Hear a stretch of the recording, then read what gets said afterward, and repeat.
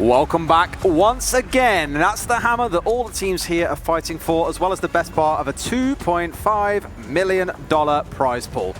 Pretty incredible when you look at it that way, I think, Case, and I think it's going to be really interesting to see which of the teams progress out of groups and make that happen. 2.5 million and growing at this stage. Don't forget that cap is up at 3 million depending on the income that comes in, the revenue that we get there. So it could well be even more, and it is all to play for. Yet we have seen an unbelievable first day of results so far. Anybody would have had a tough time predicting some of them. It's really been the toss of a coin, and believe me, it's going to continue tomorrow as well. Absolutely is. In case you forgot who we are, I'm Des, Ace of Pyrite, of course. Once again here to bring you the fourth and final game of the day. It's the final best of three between Giants versus MIBR. And like I said earlier on, we're into LATAM hours now. There are 3 LATAM teams playing over on the other stream. You can catch Team Liquid coming up against NIP, and speaking to a couple of the players outside. A few nerves running in this one as well, because although it's a kind of fixture they've played before, it's the fact that it's on such a big stage now that they know, although they get a second chance, if they lose this series, it's still another life taken away from you in a way. You still want that going into tomorrow, that you have a second chance to lose in a way. The thing is, I think these LATAM teams are probably going to be looking at Giants as the best potential for sort of a guaranteed result, if you will. It's certainly not guaranteed. Giants are a very, very capable side, let me tell you that. Having beat Fnatic out to the top of the Pro League Season 10 to get themselves out to Japan, they also had a great showing there. You will have known them at that point under the name of Aerowolf, but they have since moved over to Giants as the org. We can see the bracket in front of us there, so as you said, there's Giants MIBR will be with us here, and following the conclusion of Dark Zero and FaZe, Team Liquid and NIP will be on the second stream, the Bravo stream. Winners will go through to play each other, losers will go through to play each other, and then we'll see what they can do from there. It's exactly that. And it comes down to it again, where if you have the 2 chances to lose, you ideally want to save one of those for a rainy day rather than today. But let's see how it pans out. Again, this is a bit different because we're seeing cross regions come in against each other. MIBR are a team that you and I cast quite a bit at the OGA Pit Minor back in December. We were quite impressed. Team, I'm glad to cast again. Yeah, I'm really happy to cast them. We wanted this game, hence here we are. They won their first 2. The third one against Space Station really didn't go so well, which was weird because the day before they performed so well against SSG. So I think the issue we might find with MIBR is consistency against different teams.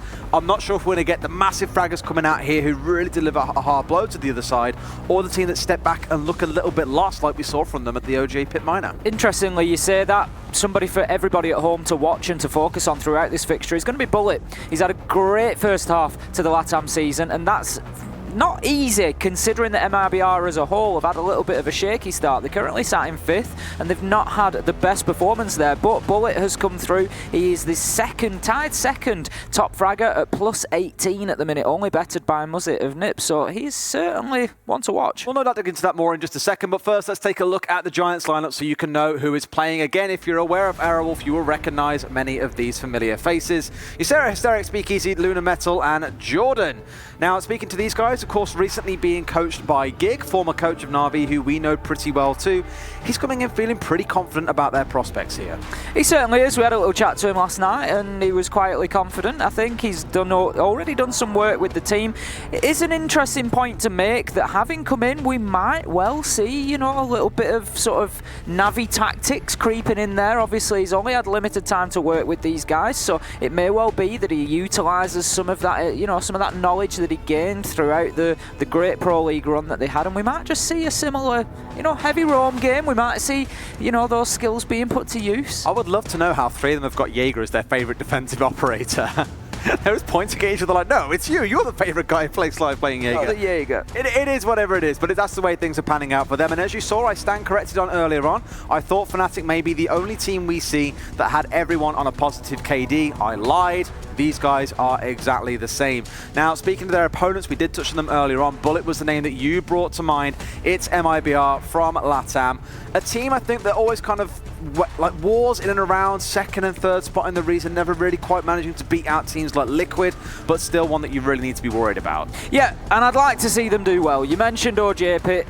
MIBR were a team that I really warmed to at OJP, and there's a big reason for that, and that wasn't necessarily their in-game personas, it was out of game. Once they'd lost in that tournament, they were sat on the front row for every Liquid game. They were cheering those guys on, and they had a really great spirit about their region and wanting to see Liquid do well. If it couldn't be them, they were happy for it to be Liquid, and that really spoke a lot about them to me as a team, and I like to see that. So I'd like to see a good performance from MIBR. What really makes me laugh thinking about it is the parallels that it draws, because we could walk outside our casting room right now, go out towards the cafeteria area, and I guarantee you would see multiple teams or players, maybe not now because they're all sitting down to play these games, but throughout the day we've seen them eating lunch together, speaking to each other. Compare that to teams like TSM and SSG. There's a very strong rivalry there. It's so interesting seeing the differences across regions. But MIBR here are the team we were speaking about for the majority of this intro. Bullet, Cyber, M-King, Novice, and Hugzord. Now, Hugzord, I think looking at his stats, it's very easy to go, well, he's not very good, is he, a -22? I distinctly remember on a couple of games at Kafe, he was huge for them downstairs with the amount of pressure he was creating with a shotgun. Kills don't always mean impact. That's the key thing to remember. At the other end of the spectrum, though, I'm looking at players like Cyber and Bullet. These were the guys who bullied Space Station Gaming on Villa. Every time a window or a doorway was opened, these boys were there with a beautiful crossfire setup and caused absolute chaos for their opposition. That's the kind of team I want to see step out today. Hugzord being the great on-site player and having those two running around the map causing absolute chaos for Giants. I think if Giants want to see any success here, what they need to do is probably look towards, we saw the G2 fixture at OGA, and G2 absolutely dominated MIBR back on Villa in map number 1. I think it was 7-1, I think it finished. It was a run over, that much is for sure. And basically what happened there was G2 didn't even let MIBR get in the building, and MIBR didn't know what to do with that. G2 was so aggressive. Every time they heard a barricade break, there was 2 of them running at it and shooting, and they really did make it very difficult for MIBR to establish any ground inside the map whatsoever. Now, we know that Giants are a team that will play counter-strat to other teams. They will watch what they do and they will try and pick up, and that's something that maybe they need to look at and think about, and just use that aggression, players like Hysterics, to get in there and make it difficult. Absolutely. Let's take a look, though, at the maps we'll be playing on. I'm praying for the sake of Giants that Villa is not in their video. Sorry, not veto. I tell you what, I have to apologise to production publicly. It's the second time I've done this today. I always think they say veto. They're saying video. Let's go to that video right now.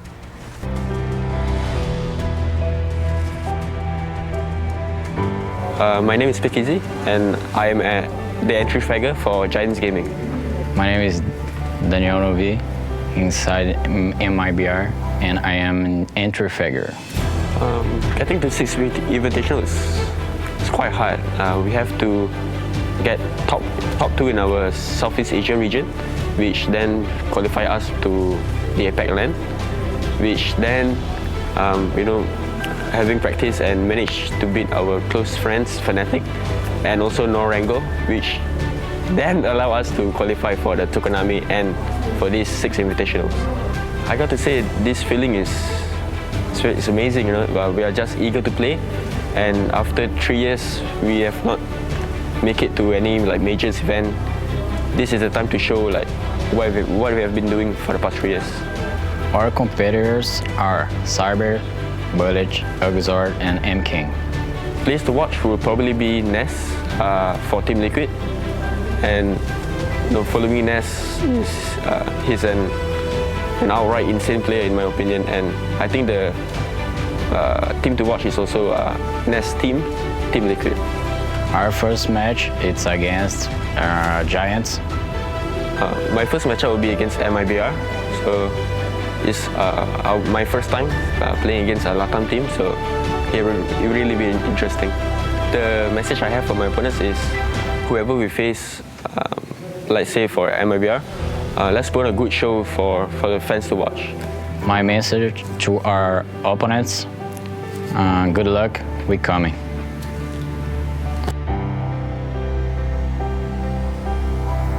We've had some interesting reactions in these videos so far today. Earlier on it was Pi saying, yeah. Now it's him going, good luck, thumbs up. Slightly different approach from coming. the two teams there. Giants were like, let's put on a good show, let's both go out there and play well. MIBR were a little bit more, good luck. You're going to need it. It's interesting. Let's have a look at these two key players that we're going to be seeing. Isera and Bullet there. Isera on the Giants side, Zofia Jaeger, Zofia Bandit for Bullet. We can see both high rating, plenty of kills to boot, and good on the entry. We know that Giants have got good gun skill. They're not going to roll over here. These are, for people who don't know them, and there's probably quite a few who don't, Giants are a really hard-working team. All of these guys have got a lot of commitments outside of the game, I believe. They're going through education and things at the same time. They come from a region of the world where maybe, it's, not usual to have esports as your primary focus, so they've got other things going on as well, and they put the time in, let me tell you, and they are not here to be rolled over. Let's put the time into these vetoes though and see what we're playing in this first series. So MIBR are going to ban away Bank. A bit of a surprise, I believe Bank actually was one of the hottest maps over in LATAM for the majority of Season 10.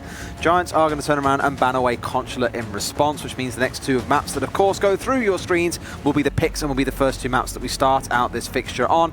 MIBR are going to say Coastline is our choice for the first one there. Second one to follow through. Think you might see Villa at some point, maybe Ace? Wouldn't surprise me after that G2 fixture at OGA if Giants have seen that.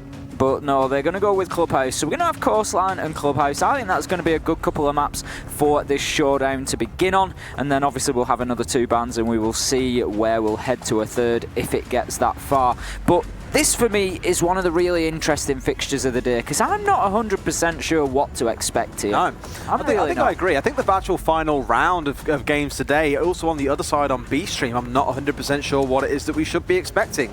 However, one thing is for sure, you will get a very aggressive gun-heavy game. That's just MIBR's style. It's the way they always force things down, and really, Coastline, I think, is a brilliant map to get that kind of play underway. It's also interesting for people watching. Keep an eye on MIBR. They're often referred to as sort of the most EU of the LATAM teams. LATAM love a jump out, they love a spawn peek, they love to get aggressive. MIBR are great gun skill wise, but tend to just be a little bit more reserved in those sort of aspects. They're quite happy to play a strat based game, and they're quite happy to wait for the gunfights to come to them rather than seeking them out all the time. So that's also something to watch for, that you might see as a bit of a difference between the MIBR guys and between Liquid and NIP when you watch those. That black MIBR logo is super unfortunate on so many backgrounds. It's just been really hard. I couldn't see it at first with the map bands. I couldn't see it then in the animation, but of course you can see it in that lovely bright white banner we've got at the very top of the screen, and of course their name in the blue one as well. So we go into the operator banning phase, and MIBR kick things off with a buck ban, which wouldn't mean, at the very least I've come to expect, a lot of sledge will be played on this map unless that gets banned away here too. The other alternative then that we see from some teams is playing things like Finker with a shotgun has been the latest development that we've seen from a few of them. We've already seen it in the previous fixture, the top floor control being really prioritised by a lot of teams. Now, Nomad going there is interesting because we saw it quite often. You get top floor control, use air jabs on the two staircases, and that prevents the flank. We might see a lot of gridlock on the back of that potentially to close off those flanks. What I'm most interested by is seeing that Giants ban that away, as they are the ones starting on the attack. Knowing you're against a team like MIBR that likes to play those aggressive styles of jumping out windows and runouts and things like that, it would benefit them massively since they're starting on the attack, but still opting to ban it away. Either way, their next defensive ban to come through, or their only defensive ban to come through, is the Echo, and the final one followed up by MIBR will be the Mirror. So that's everything lined up. As said, I think Sledge is going to be very much a staple part of this fixture. Yeah, Buck is the only real surprise on the lineup there. We don't tend to see too many bans for him, but it's no surprise on Coastline, to be honest. It makes perfect sense. Really valuable. If you can get him upstairs, VIP particularly for a kitchen objective, he's just going to absolutely decimate that floor for you and give you all the... You're going to have angles for days, so it's no surprise whatsoever. And as you were quite right there, Des, Jordan coming in with that Sledge pick straight away. Absolutely zero surprises coming through, and on the side of MIBR, it looks like we're starting things out with 3 C4s on side, Valkyrie, Goyo, and the Pulse. But in the dying moments, we're going to see that Pulse swaps away to a Legion, and on the other side, it looks like we're going the same way as what we saw from the series earlier on, when Fnatic chose to employ the Lion quite a lot, actually. Same sort of thing coming through for the side of Giants.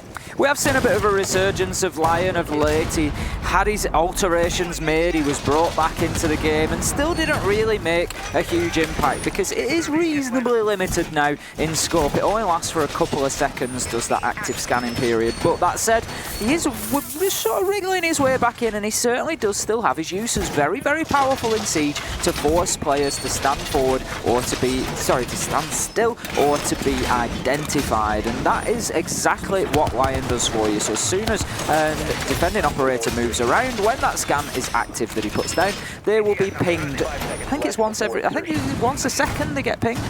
So it'll show like 3 pings for all the attacking teams. So very aware then of where the operators are located, or alternatively you stand still. But to stand still in Siege can quite often mean death. The only thing we're missing from this lineup for Giants is a Jackal in place of the Havana to make it the ultimate ranked sweat stack here in a competitive game. That would be the kind of blitz. Because everyone knows how it goes. You're playing a game of ranked, and before you know it, okay, there's a Lion drone coming in, great. Okay, I'll sit still. Oh, wait, I'm being called by a DKB. Oh, wait, I'm being trapped by a Jackal. There is no way you walk out of these things alive, and well, they're trying to see the same sort of setup come again. Emking contesting on the Goyo will not find anything off the back of that, but it does give agency here for them to be able to hold down Office a little bit longer. This initial trade tries to come through. I think there's an injury there as well, no one yet dead, although someone will be very, very soon as Lunar Metal finds the opening kill of this fixture. Aggression showed early here from Giants, and certainly not scared to take those gunfights. Bullet, we did pick him out before, and he will get the first kill for MIBR, so that'll bring us back to 4 versus 4 now. That is Ash and Goyo off the board. Novice will go off the board as well, losing the Valkyrie there. Jordan getting the kill and a second with the sledge, so that now leaves us in a 4 versus 2 in favour of Giants, and they are certainly here to play and showing that they've got that great gun skill ability with some fantastic kills so far. MIBR has still got 2 members holding on the upstairs here, despite the site being downstairs. And actually, it's Giants, by the looks of it, who are in a great spot. But that's a brilliant drop from Bullet here to get outside the balcony and drop in from Office. I don't know if there's any expectation that he'll be on this other side. Giants will lose another member, though, as Cyber picks one up here. Really in a situation where they had 4 left alive. This should be a guaranteed plant coming through for Giants, but as of yet, that hasn't been the case. Cyber and Bullet are the duo that you've really got to be careful with on this MIBR side, and if there is anybody who can clear up a 2 versus 4 situation, it will be Cyber and Bullet. We can see coming together there, Sarah will get the kill onto Bullet, and that turns things in the favour of Giants drastically now. 3 versus 1, and Cyber has it all to do at this stage. He's full health on the Jaeger, so he's got a good gun, he's got the ability to do this, but in comes the Dokkaebi call, and that will continue for 15 seconds. If nothing else, it's going to be disrupting him. He will, however, detonate that Goyo shield to prevent a push coming from that lane. The diffuser goes down, he takes shots. It was a matter of time, and Isera moves in and gets that final kill, and that is round number 1 going in favour of Giants. I'm kind of curious to know why he didn't shoot out the default camera, because it had been hacked by the DKB, hence the yellow flashing light, meaning that the dead members on the other side had full access to that and could see exactly what he was doing. But ultimately, in a 3 versus 1, camera or no camera, you're probably not going to find yourself walking out of that one alive. First round goes to Giants then, and now we're going into hooker and billiards. I think, you know, great attack there from Giants. I think really what MIBR need to do is concentrate on keeping themselves alive later into the round. They lost a couple of men quite quickly. Giants were quite aggressive and it worked out for them. They've at least sent a message that they've got the gun skill there. They were going in, getting kills very, very quickly and easily. So I think really MIBR just need to have a little think about that. They're on the top floor now. I don't think they need to be playing too many roamers downstairs. Maybe one will do. If they've got Mozzie. Novice has got the Nitro there. So potentially Novice or Bullet, get them downstairs with that information and the potential for a Nitro. I'd be cautious at this point of playing both downstairs after seeing that first round, because Giants did a very, very good job of cutting off people that were playing away from sight and getting the kills onto them. So I'd be concerned about losing both of those guys at this point in time. Like I said, it was kind of weird earlier on how, despite it being a downstairs site, we saw Giants being the ones on the ground floor with the sites, and MIBR being upstairs completely away and isolated from the sites itself. So it was kind of a bit of a weird cutting from Giants to take full control, even though MIBR still had 2 left alive and the possibility to look to threaten that. Let's see how this round plays out, if it goes the same sort of way, or if we're going to see from the side of MIBR. A bit of a bite back coming in here, and like you say, either staying alive later into the round or finding some earlier kills to shut down Giants' attack before it can really become anything substantial. Lion scans being put to use early on, and that will be a great opening kill from Cyber there onto Lunar Metal, just popping around that office door and using the Jaeger assault rifle to do the damage that was needed. He's now also challenging outside. He won't get any damage onto Hysterics there, and he will take 25 for his Trouble Speakeasy with a kill onto Hugzord to level things up. 4 versus 4 at this point. We've got Hibana off the board and Smoke off the board, so equally important operators on each side here being lost. Why is, like, Smoke is always regarded as an anchor operator because of the smoke canisters, that you need them for later into the round.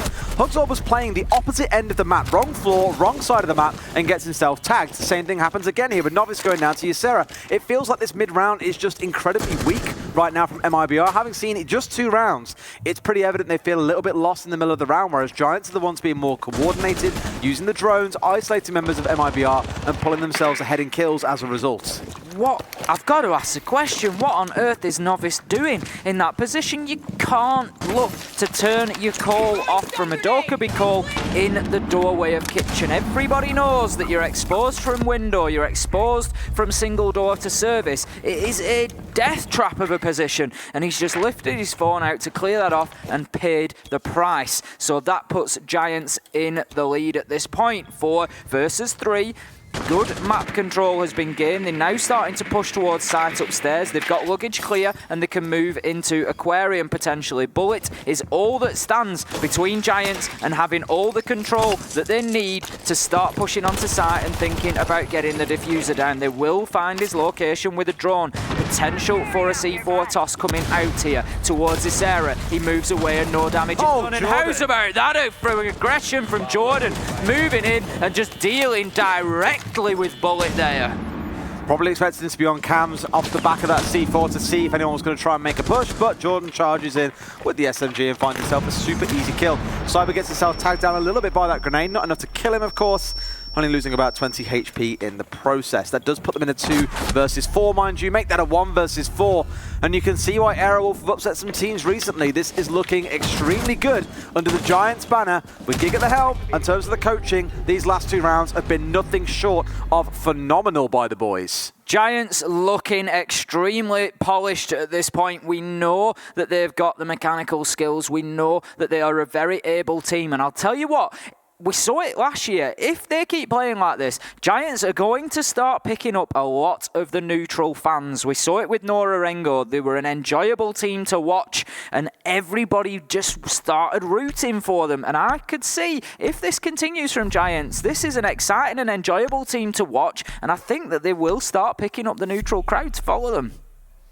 Maybe I'll turn yet to be the usurper in this group. There's a good old little saying that's often used in a couple of games where it's like, I'm not stuck in here with you, you're stuck in here with me. It's from a film, but it's translated so well to a few games that I'm really into, and now it's going to turn into this. It is a group where everyone looked at it and said, oh, Giants are in a spot where they're kind of gifted and cursed because all they have to do really is prepare for the LATAM region, watch their play style, adapt and learn to it.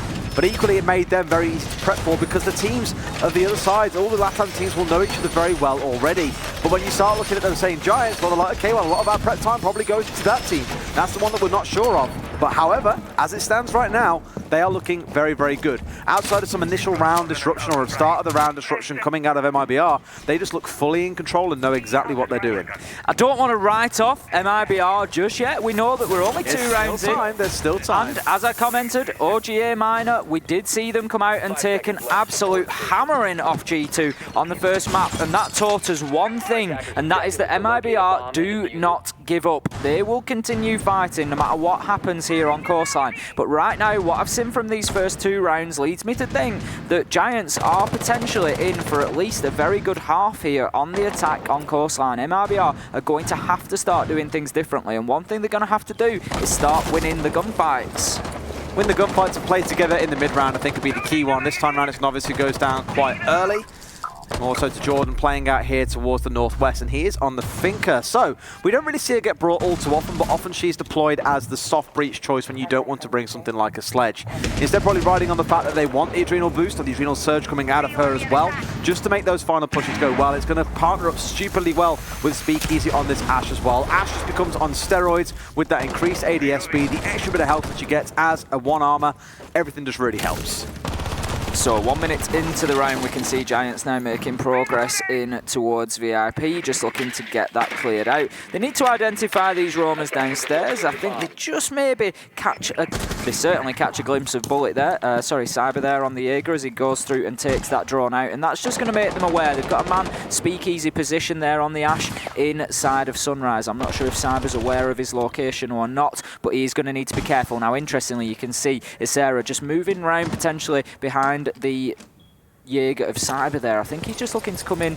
Potentially, I thought he might come in through main lobby there, through the main door, and see if he could push him in towards Speakeasy's line of sight, but he's actually moved away to try and get himself in behind that theatre wall, but that's just going to assist his teammates in that top floor push. Now, Speakeasy needs to be careful. Using that Ashe utility gives his location away, but he will get away safely with his life. 25 HP left, though. He can't be taking any direct fights. Cyber was doing his best rendition of playing musical statues for a while there. Just stood in the same spot despite grenades flying around him, bullets being fired everywhere. He just stayed and waited patiently to hear the push came through from Paul entrance. This round's been a lot slower, to be fair. We haven't seen random deaths occurring throughout the entire round, but it does mean everything will come down to this final firefight potentially in the last 30 seconds or so. Bullet under pressure now as well. Do, of course, have those Goyle shields to help out, which means it's going to waste even more time. That puts more pressure on Giants when the push does go to come through. And now they're looking to go for a pushing from Aqua here as well. You've got to be so wary of anyone who's playing around behind Cocktail Bar here just to jump up and cause a massive upset. And there comes the plan from default. Not that it matters because Bullet is here with a C4. Finds one, finds two onto Jordan as well. And MIBR have played the patience game and it is paying off. 3 versus 2 with 15 seconds remaining. There's a lot of work here for Luna Metal and Speakeasy to do. Make that a 1 versus 3 and that'll get closed out. Much better from MIBR, staying static, playing on site, not trying to play Superman and trying to find easy, cheap kills, and it all comes up big for them. Bullet and Cyber, 2 kills apiece there. No surprise to see that those are the guys closing things out. They certainly are the duo to watch here. MIBR, I'm sure, will be glad to get the first round on the board for themselves. But as you say, Des, they've recognised the problem that they were having. They've not played too heavily out on the roam, and they've not taken those early gunfights with Giants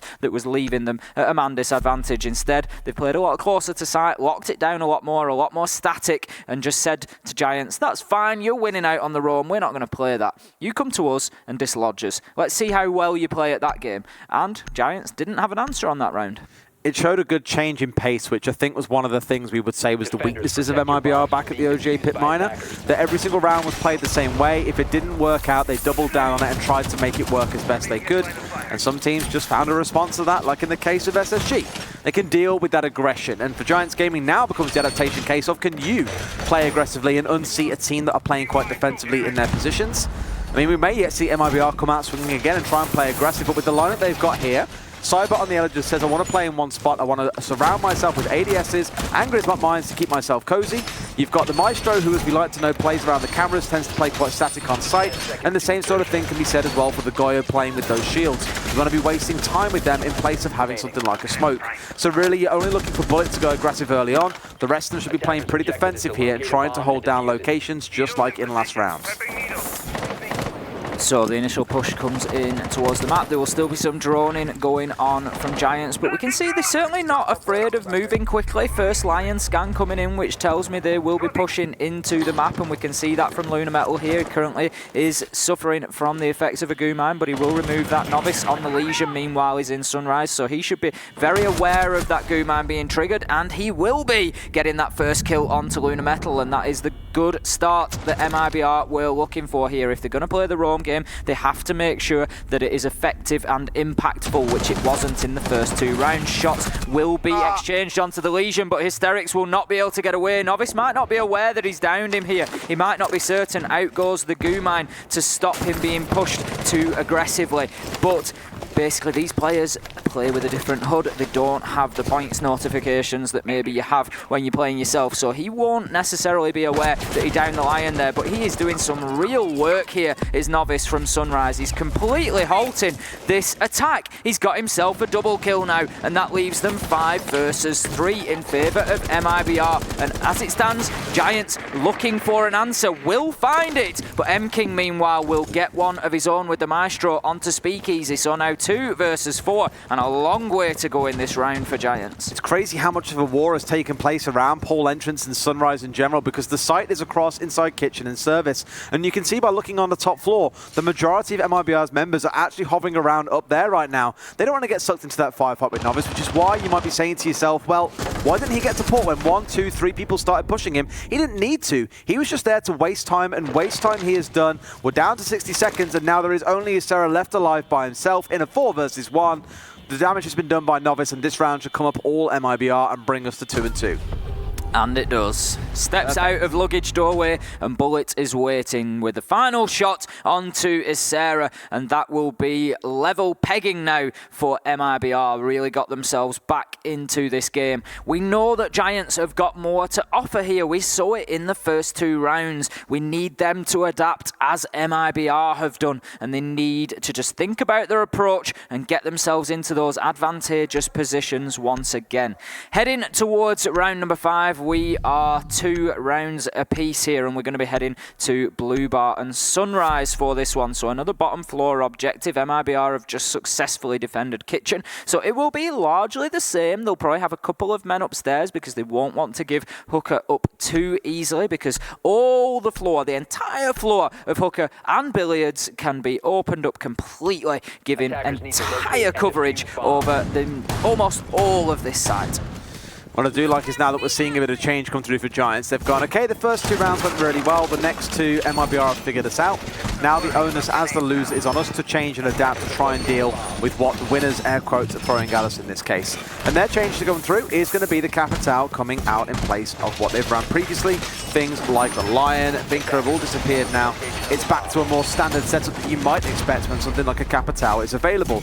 Now it will begin with taking over the top floor. They have a lot of soft breach to be able to open this floor up from above, open up the angles, and then start deploying that utility that Ysera has on side. Now, what MIBR may be looking to do here is to get a couple of Goyle shields down the top floor. It seems to be the case, like we saw from them on this site earlier on. Get themselves in a spot where it becomes very difficult for Giants to get that set up on the top floor, because that is crucial to assaulting this side of Blue Bar and Sunrise. Once again, we can see quick approach to the map. This is something that Giants obviously like to do, is get themselves inside and start hassling those defenders as soon as they can. The drones are out. They are seeking any information that they can gain, and they're going to be heading in towards VIP and Hall of Fame. Very, very sure. I can imagine. We can see a second one joining there. Lunar Metal getting himself onto the DJ booth. Hysterics just using that Twitch drone to gather information. As we commented earlier, a little unlikely to get too many gadgets. You know, if you get any, it's a bonus, but generally speaking, those Twitch drones get quickly taken out. They do, but it's been a slow start to the round. Still all 10 men left alive. Bit of a difference to what we've seen historically between the 2 teams in the last few rounds, to say the least. And I like to think, again, that comes down to the fact that Capital is now on side as well. They know what they want to do. It's very much so an execute-based operator, whereas a Lion can be very useful, for example, for isolating roamers by themselves and picking them off. The Capital, a little bit less so, can still be used for that, ideally, because with the asphyxiating bolts, or the fire bolts, to put it more simply, if you know where someone is, you fire it there, they either have to run into your sightline and die, or they stay in the fire and die. It's a bit of a lose-lose situation, no matter what it might be, but the smoke bolts can be so crucial for when it comes to executing on a site. And based on what we're playing right now, I do expect we'll see some kind of smoke coming off to cut through a great site angle for MIBR and try and go for a play. I would have thought around maybe Pool entrance, not quite to be the case, and Bullet is already putting a dent in that plan as he has picked up not just the sledge, but the Capital as well. We can see out comes the Nitro there. It will be unsuccessful, and Lunar Metal moves around the corner, getting the kill onto Novice. That leaves us now 4 versus 3. 3 versus 3 as Speakeasy gets one for himself onto Cyber. Giants having a better run of things this round than they have in the previous 2, managing to get a few extra kills. Speakeasy only 1 damage on his team, just under half health for him, and we can see Lunar Metal there just in his drones trying to feed in as much information, trying to locate these final MIBR players. and exactly what is happening now. Interestingly, the diffuser is on the ground cold at the minute. That will need collecting, and with only 40 seconds, that could take a good 10 to 15 of those seconds for that to happen. Lunar Metal is heading out there. He's going to take the barbed wire on his way. He's very conscious of the time. We can see the Toxic Babe canister coming out there just to prevent any progress down the stairs of Cool Vibes. Now, interestingly, Speakeasy off our screen has actually been downed whilst trying to retrieve that diffuser. We see Hysterics taken out. It's now all down to Lunar Metal. He has the diffuser. He is 1 versus 3. And he won't be able to get any of them as M-King steps in and gets that final kill. Speakeasy finished off as he was downed. Bit of a weird round because they managed to take 90 outside a hooker there and thought, great, we have control of upstairs, but we don't have the diffuser. What do? Let's send someone to try and recover it. Speakeasy died the opposite end of the map to something, got down by it, and then found that, well, it didn't really matter if Lunar Metal had the diffuser by then because he was in an effective 1 versus 3.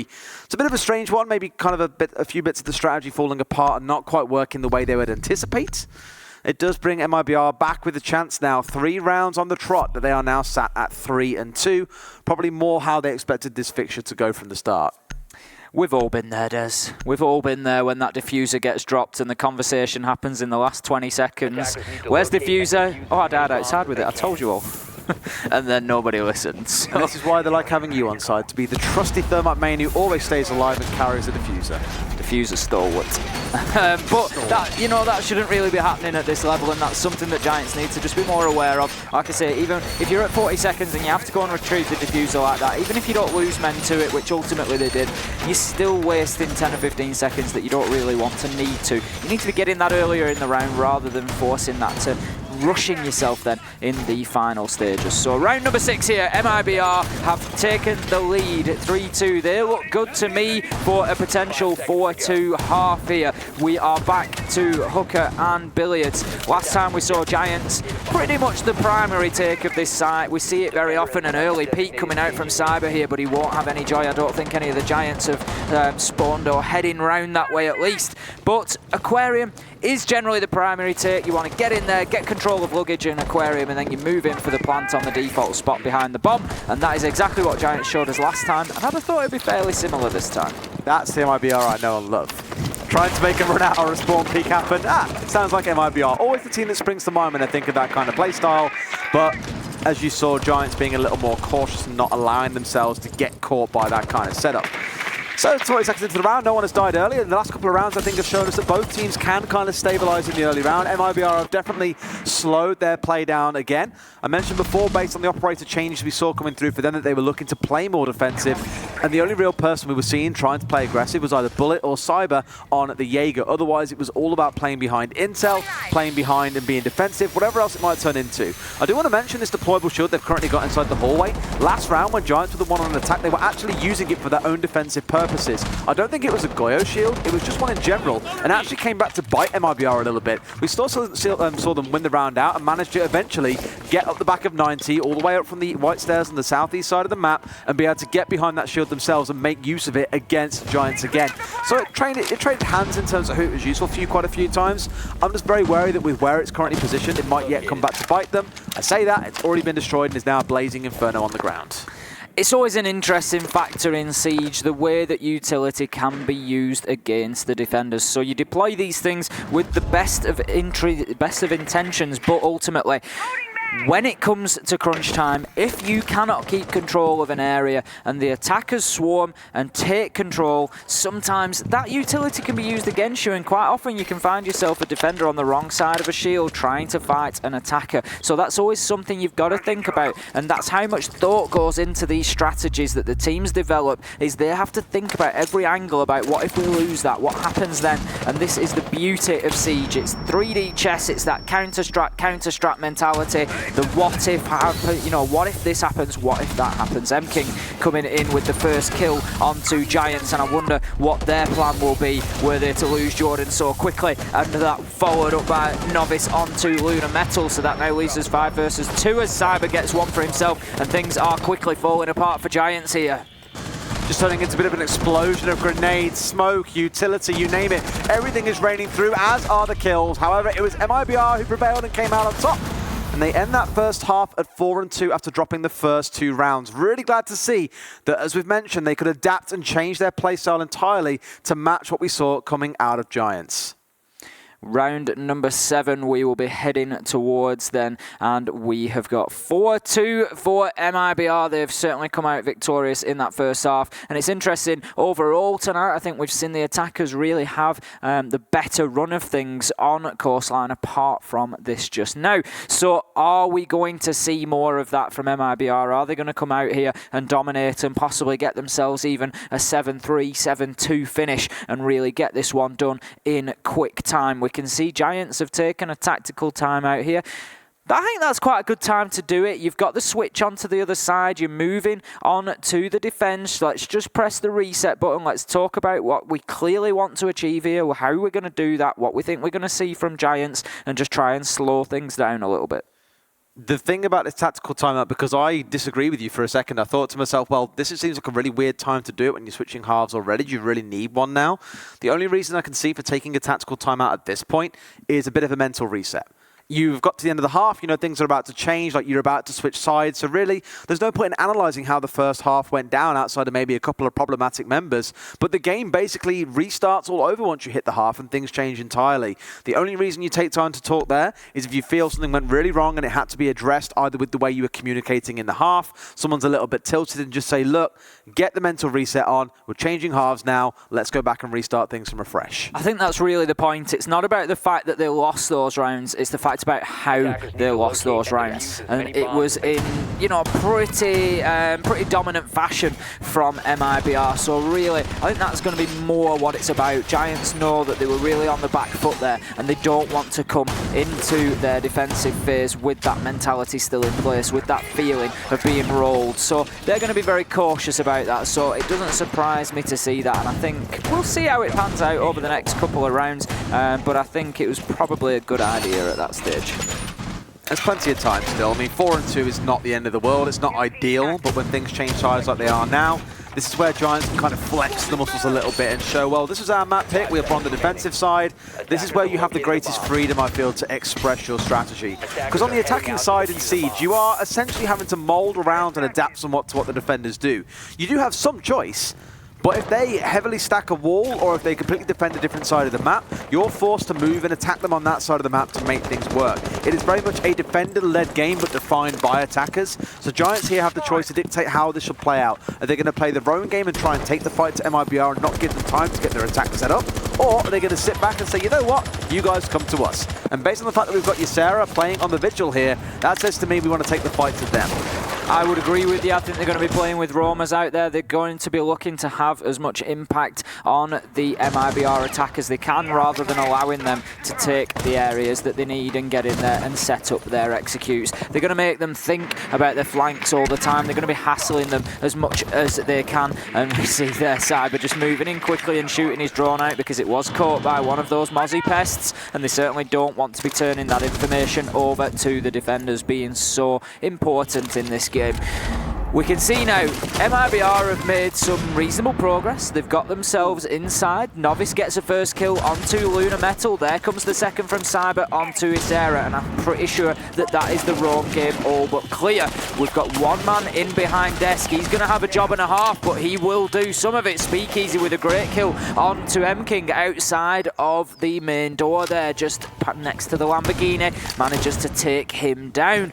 We are now in a 4 versus 3 in favour of MIBR, and this attack is looking pretty good so far. It's certainly got some teeth. It was a bit chaotic at first, I think, but things definitely haven't shaped out too badly for them here, going 2-1. The thing is that you're taking control of the upstairs, but now it's about how you turn that into an assault on the downstairs. Again, this is the site that I reference as the best way to demonstrate what a retake strategy looks like, because what you're going to find now is, yes, they've got control of upstairs. Giants will not play on site, or if they do, it'll be very deep within kitchen itself, and as soon as the offense starts to come through, they'll then recollapse in when we see MIBR going in for a plant here. But but Giants are going to play so carefully, be very wary of trying to peek these sledge holes, otherwise they might find themselves getting a shot from above with zero response able to be given. Speakeasy in behind that reception desk is proving to be an integral part of this defense at the minute. Novice gets the kill onto Jordan, but as it stands, Speakeasy being in that main reception area makes it very difficult for them to push in. Bullet will get the kill as he starts to rotate around and look to push upstairs. Hugzor getting one at the same time for the final kill of the round, and that will be another one in MIBR's favour. But as I was saying, that in behind that reception desk is a really powerful location, because you're sort of saying to people, you have to come and root me out. You can't come through main reception unless you do. And he got a kill onto the main doorway just outside, and when you do that and you're sure you've got that ability to pick those kills up, it makes it even harder for teams to get into the main reception, and it cuts off pretty much about a third of the map that you can't really use. I think it showed a bit of a lack of intelligence on the side of Giants, not in terms of their intelligence as people, their intelligence as a team. Because the whole thing there was they were trying to fight as soon as anyone was even trying to get inside the building. You saw two of them stationed outside of service entrance there, and they were trying to spray them as they were entering the building. If they were less concerned about that, they would have waited for one to get inside and start planting, effectively removing one man from a firefight temporarily and taking the more favoured fight in that case. And the other one, well, you even saw the defenders try and push towards white stairs, anticipating that someone might be there, but didn't quite look in the right place to get the right spray coming through.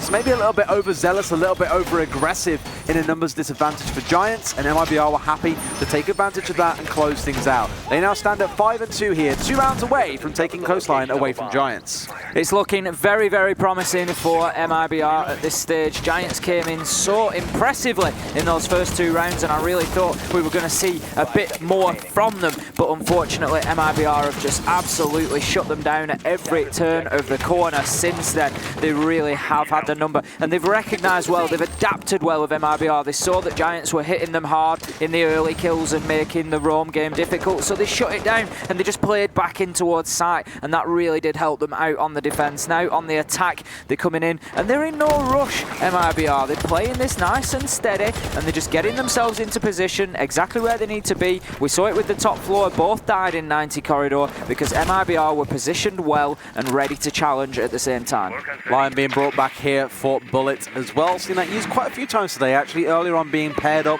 with the Dokb as well. Did have quite a pretty interesting effect. What I really like is seeing the setup coming out of Ysera here, though, on the Alibi. Using one to block the window, one of the decoys, that is. Playing with the shield actually inside of the room itself, as you can see now. That gives you a clear line of sight in towards Guitar, so if anyone does try and run through there, you're pretty much guaranteed to get slaughtered, because otherwise you're trying to spray through the clone, and you're going to get yourself detected anyway. It's an interesting setup. You're going to have to assault that, though, from the corridor, like we're seeing them starting to do now, to be able to remove Ysera effectively. Luna Metal getting a great first kill of the round there onto Novice, just dipping out from behind that wall, getting his shots in. There we go. And finishing things off. Ysera, as you said, Des, needs to be uprooted, gets a headshot there, and that will be the second kill of the round for Giants. This is better from them. Cyber moves in again and gets one onto Luna Metal, though, so that will bring us back to 3 versus 4 at this stage, and we still have Bullet on the board. We keep going on about Bullet and Cyber as a combination, but a great double kill there from Speakeasy. It will take them both off the board in quick succession, so Giants now having a real say in this round. 3 versus 1, and they can play easily now. They can sit back, they can hold the lines of sight, and they can wait for Hugzor to push in, and as he tries to do so, he will take fire, take damage. He's going to have a double to try and get here, as there is 2 in theatre. Out comes the Nitro, forces him to move. No. He gets the down, he moves on to the second challenge, but he won't be able to do it. Speakeasy finishes things off, and that will be the round for Giants. 5-3 now. Perfect viewpoint as well to see how everything kind of rounded out there. A nice attempt at least from Hugzor. But we spoke earlier on about his KD record. Much better as an anchor player at the best of times and more of a support when it comes to being on the attacking side. 5-3, and they throw themselves a minor lifeline, because that would have been 6-2 otherwise, and match point going over to MIBR. If they can prolong this for another couple of rounds remains to be seen. The setup they're bringing along says once again for Ysera, not trying to do any kind of crazy hijinks coming through with the Alibi, but instead back over to that Vigil to try and contest MIBR as they enter the building itself.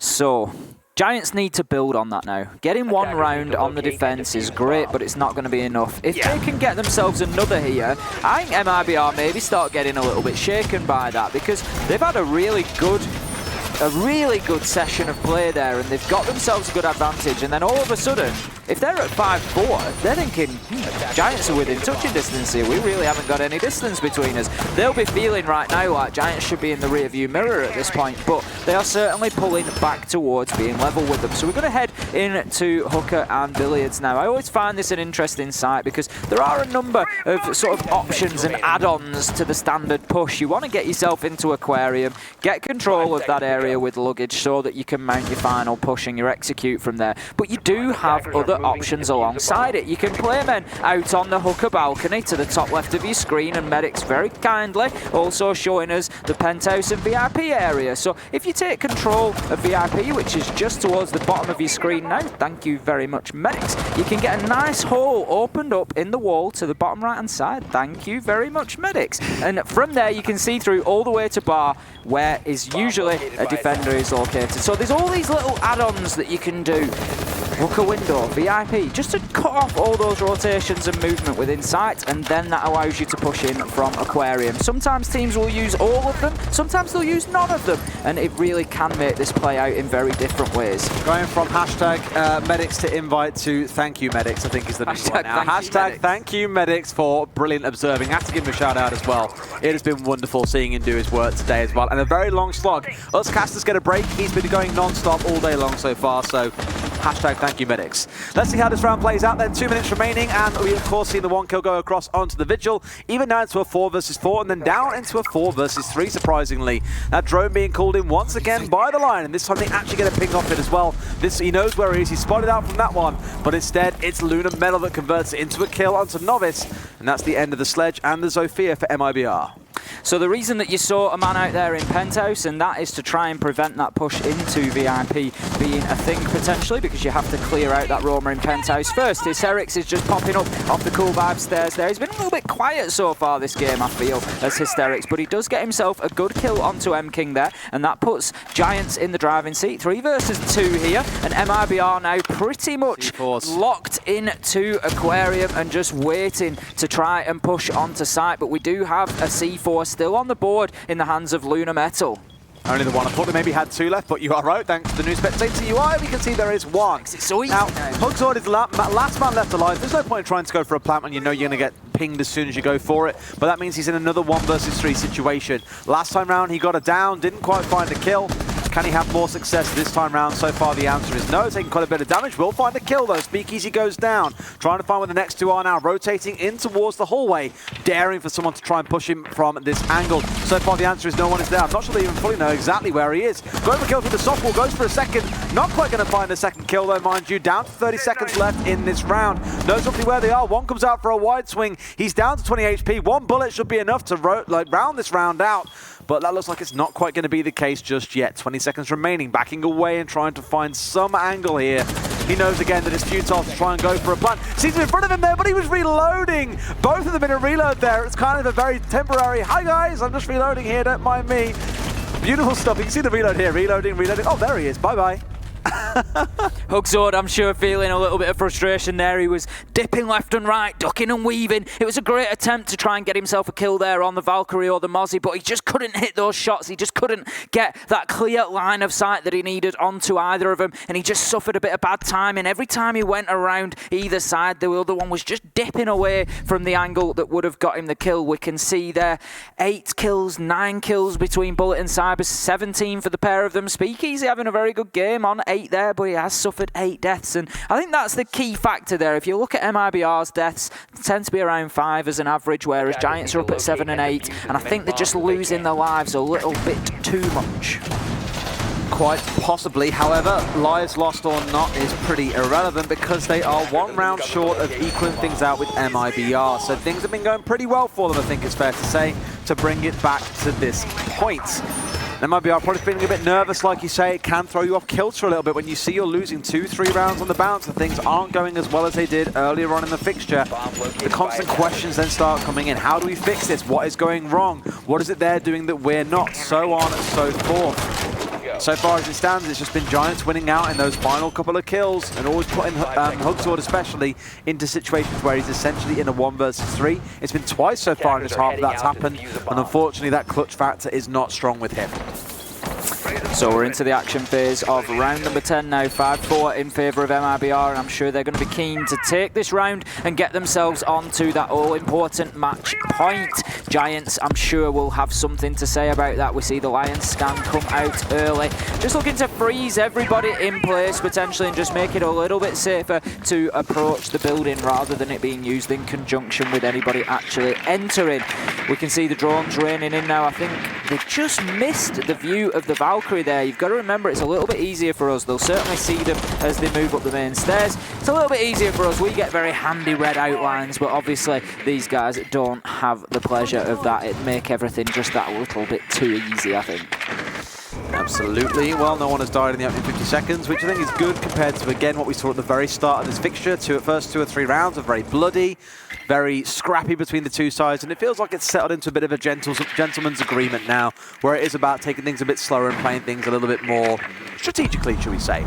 Speaking of strategy, Speakeasy finds a C4, and that is a pretty fine strategy. It doesn't give the other side the opportunity to shoot back. And that's Bullet going down, who, as we've spoken about previously, is one of the big fraggers for this side.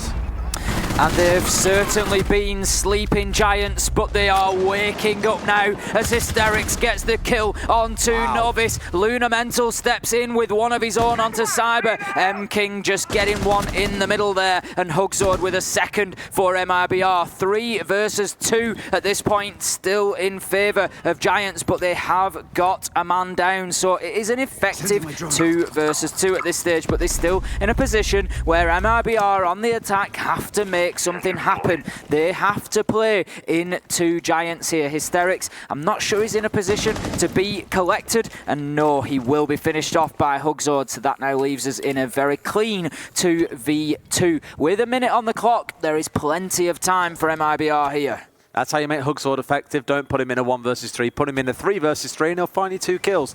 Got to say in the middle of that, I think they called him Lunar Mental. And I was going to say with how he's playing, yeah, it's a pretty fair one to say. The guys have been playing pretty well so far today. Admittedly, hasn't been the strongest showing for him, should we say. But there have been rounds where his presence has definitely been felt. And I believe he's also the IGL of this team. And that's always, you know, that's always something that's worth noting, because if you're RGLing, you're trying to keep a track of what all 5 players are doing at the same time as playing your own game. It's certainly not an easy task, and it can easily take people's focus away. So when they have such a great game, you've got to give an extra little notch of credit onto that. M-King coming in with a very important kill for MIBR there. It's now 1 versus 2, and shots are raining in. No way! Does Jordan win that? Finishing things off with the shotgun kill, having downed the man outside of kitchen door. That will be all she wrote, and that is unexpected. Beautiful clutch there to really swing that back for them and bring things to 5-5. Again, we could have been staring down the barrel of a 6-4 to MIBR. But hero plays like that are what we live for. Great stuff from Jordan to keep things swinging for them. Absolutely love it. Round number 11 it will be, and we are going to see as a minimum all 12 rounds in this game. Now, if you were here for the last one, you'll remember me saying that I have a little bit of a habit of casting rounds that go all the way, and in a little bit of a, certainly more of a shock than me casting matches that go all 12 rounds is the site that we're going to be seeing here. Giants coming out and doing something a little bit different, and we're going to have Penthouse Theatre with no mirror, and that is not something that we see a lot of. I mentioned earlier on, and my eyes bulged out my head when I saw it. I was like, Lace, look at that, what is this? I can't believe it. Very few teams go to this. I did say there were 1 or 2 teams like NIP who like to play it as their 2nd or 3rd site. The reason why it is so very rarely played is because what you have to often do to defend this site is to play off the site. You can often hold inside a theatre, but you risk being attacked from below, so you essentially have to hold downstairs as well. That makes it very tough to spread across the entirety of kitchen, across service, inside of lobby, and have enough people upstairs that you can stop them just rushing into site from something like Hall of Fame or VIP, or just dropping the hatch, for example, inside a closet. It's definitely not a fun thing to do. What we've seen a few teams do is open up one of the points on the triple wall, looking inside of VIP, and that gives you full access to look all the way through inside the site itself and make some magic happen. Speaking of making magic happen, Novus not really having such a good time as already he has been dropped. He has, and that puts Giants in a very strong position here. Don't forget they're fighting all the way back from 5-2 down here. They've brought it back to 5 apiece, and they have got some serious momentum, and that is not something that can be underestimated. MIBR getting the drones in now, trying to find that information, just spotting a couple of goo mines in luggage there, and will lose the drone to the Goyo of Jordan out in 90 corridor. But MIBR, they need to be more careful. They need to make sure that they're clearing everybody out before pushing to site. They were a little bit unfortunate in that last round. It was just one of those hero plays, as you called it, Des, where Jordan stepped up and got himself an unbelievable double towards the end of the round. The shots were raining in on him, and I really didn't think that was the way it was going to go. I love the angles that they've set up here as well. 2 or 3 members of Giants playing behind deployable shields. One in the corridor, as you can see here. Luna Metal sat with the ACOG a little bit deeper in. You then got Ysera playing actually inside of VIP itself, watching on the entryway from Hall of Fame, basically forcing the only entry point for the members of MIBR to be from the double window inside of Penthouse itself. But Ysera's been picked off here. That can put an absolute spanner in the works, as now that north side of the building is exposed and MIBR can start looking to push from there. However, there comes another kill for Hugzord as Luna Metal came in to try and recover ground and to hold things down for them. I don't think he was really expecting the intel to be there for him to get picked off so easily. 2 critical kills coming through for MIBR here that really weaken this defense coming out of Giants. MIBR, as you say, fighting hard over that VIP real estate, and they want to be able to push in from those multiple angles, and that is exactly what they've got now. They can get somebody up onto double window, they can push Hall of Fame at the same time, and that gives them pretty much complete control over the bedroom area, and it just leaves theatre as the problem, but it does allow you to get in. We can see the track stingers being deployed there from M-King, so that's going to prevent any of the defenders pushing across and rotating back into the bedroom. So now if Bullet can look at moving through, he's got an angle on there. We can see the disruption coming in now. Hysterics with a kill on to Bullet, but Hugzord moves in amongst that smoke grenade, providing him cover, and that will be the diffuser going down. Out comes the nitro toss, but it will not be successful, and that is the diffuser down. So now 45 seconds for MIBR to No way! keep this, and there is the Claymore kill. Well positioned from MIBR, a great post plant there. Giants unable to have any impact, and it's going to be MIBR that get the opportunity to finish this one off in regular time. That looked genius, because I think what happened there with the rappel was he knew that when he heard the door coming down, he was like, great, the chances are here, he's going to aim for the window because he knows that's likely where I'm rappelling. So what did he do? He basically dropped down to the level you would be at if you were on the ground and just watched the door. It was beautiful last second thinking there from whoever it was on the rappel to find that critical kill onto the run out and basically save the round there for MIBR. Otherwise, they had no cover from the window and things would not have looked so clean. MIBR with that kind of play may have just done it for themselves. And by the way, it gives a great example of why that site is so hard to defend. A bit of utility and able to force the defenders back a bit, you basically have a real clean opportunity to go for a plant, and it is almost impossible to undo it from there, because you can have some hold it from Hall of Fame, you can have one hold it from window. It's just almost impossible to do anything with it from that point onwards. It really is. You just cut off so much of sight, and we're going to be heading back there for Giants. They obviously feel, you know, they feel that there's something else that they can bring to that site. I would suggest that we probably see fairly similar from MIBR. The double window is so powerful, and if you bring the Claymores, which they've got 2, so they've got what they need. You put one on service door and you put one on main door, and it prevents the run out, so you can then operate pretty safely on that double window and use smoke grenades, as you saw, to get a man in and get the plant down. I was going to say the smoke grenades and the tracks as well came into it, because when we did see both smoke grenades go down, Speakeasy was stuck inside the one that actually touched the wall in towards theatre. Now, he was stuck in there because as soon as he tried to walk, he was running straight into tracks. You saw his health bar slowly trickling down. So what he actually had to do was drop through the hatch, get downstairs and towards kitchen, and try and go for that run out like we saw. They almost forced the run out and expected it at the same time once they knew that Speakeasy was no longer on the top floor. So it was very much so an orchestrated setup by MIBR there. For Giants side, once they lost Ysera and Luna Metal early on, the whole defensive setup they got with the deployable shield just really came crumbling down. So in this round, I want to see them hold on to that a bit longer. Don't peek too keenly to get yourself picked off. Don't go blindly running into VIP at Luna Metal. Otherwise, this round could go a lot better for them. I'm convinced they can make it work. They've just got to not lose 2 members so early like they did last time round for free. It was a textbook attack of Penthouse from MIBR, really. Like you say, VIP is a big part of that because it prevents that it prevents the Hall of Fame access, which is so important. If you've just got a man on window, it becomes very difficult because as much as you can control bedroom from there, you have to repel somebody in to get the diffuser down, and that's very difficult. And now that is a great shot from Isera coming in there and taking Novice off the repel on DJ Booth. So that is going to be 5 versus 4. Giants fighting hard to get themselves into the overtime here, but we've got Bullet just moving through luggage. I think he's just shooting there to try and get any goo mines that might be in place. He's not shooting at the barbed wire, he's looking for those invisible lesion traps. Well, he's trying to force himself to the bottom of white stairs here, and as soon as you push up the top of those, you're facing down the barrel of a dock, potentially, and a deployable shield. That's exactly what you're seeing here, but actually it's Speakeasy on the Legion hold in that angle this time. So I've got to be able to pop this out of the way, really, to make this a bit easier to get through. Looks like they're going to succeed in doing so. Actually misses the deployable shield here, so going to be a bit stuck on that point either way. Now they get rid of it, but immediately Speakeasy pieces out of there and keeps himself nice and safe. And MKing, that track, them tracks going down, could be crucial for them here, because that now makes the rotates up from the ground floor very difficult to do without the attackers knowing where you're coming from.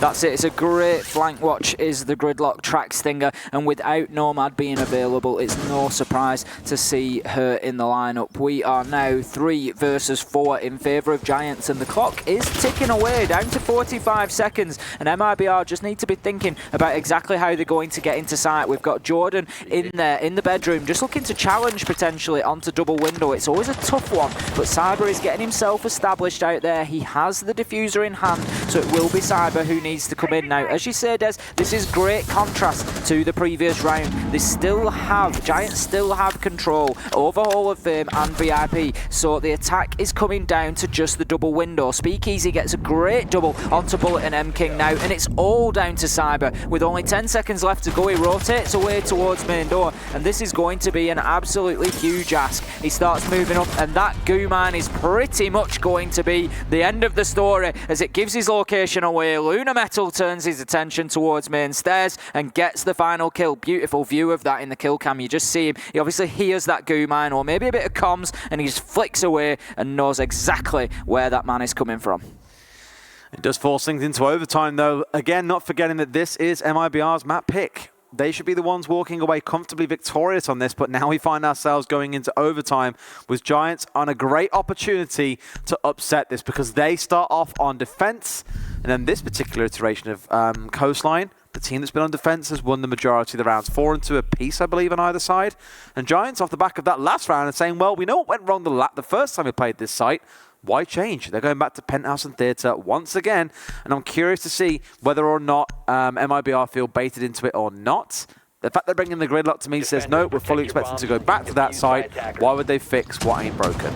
This is it. They've gone 50-50 there. They had one that didn't work out so well. They had one that did. They know Giants know clearly now the importance of VIP and keeping themselves alive and fighting in there. Isera had a great kill on the repel, but I'm sure MIBR will learn from that, and they're not going to be losing men cheaply like that. If the push into VIP and Hall of Fame is successful and they can clear that out, then effectively that's pivotal. If they can do that, then we see a similar result to the first time they attacked here. If they can't, then we see one as we've just seen in the last round. I love seeing creative setups like this come through, though, because very rarely do we ever see this site in pro play. Make sure to get like a tack board and draw out what they've done and kind of analyse the weaknesses and the strengths of it to understand how they've come up with it and what their thinking is behind it. One thing I just clocked there that I didn't see the previous time is they've actually got on 90 a bulletproof camera, which has been set up by the dock. And that being there in the first place actually means that they can have him watching down the south side of 90. And you can see it right there. Thank you very much, medics. That means if your default camera gets shot out, you don't really care. You've still got intel. The dock can watch down towards the south. They have the bulletproof camera watching down the west side for them. That means Ysera is safe from anyone trying to push from the west side of the map, and they only have to worry about the other side. Bullet trying to spray through the door, gets himself sprayed down by Hysterics with a great shot to the head there and almost looking towards the same sort of direction.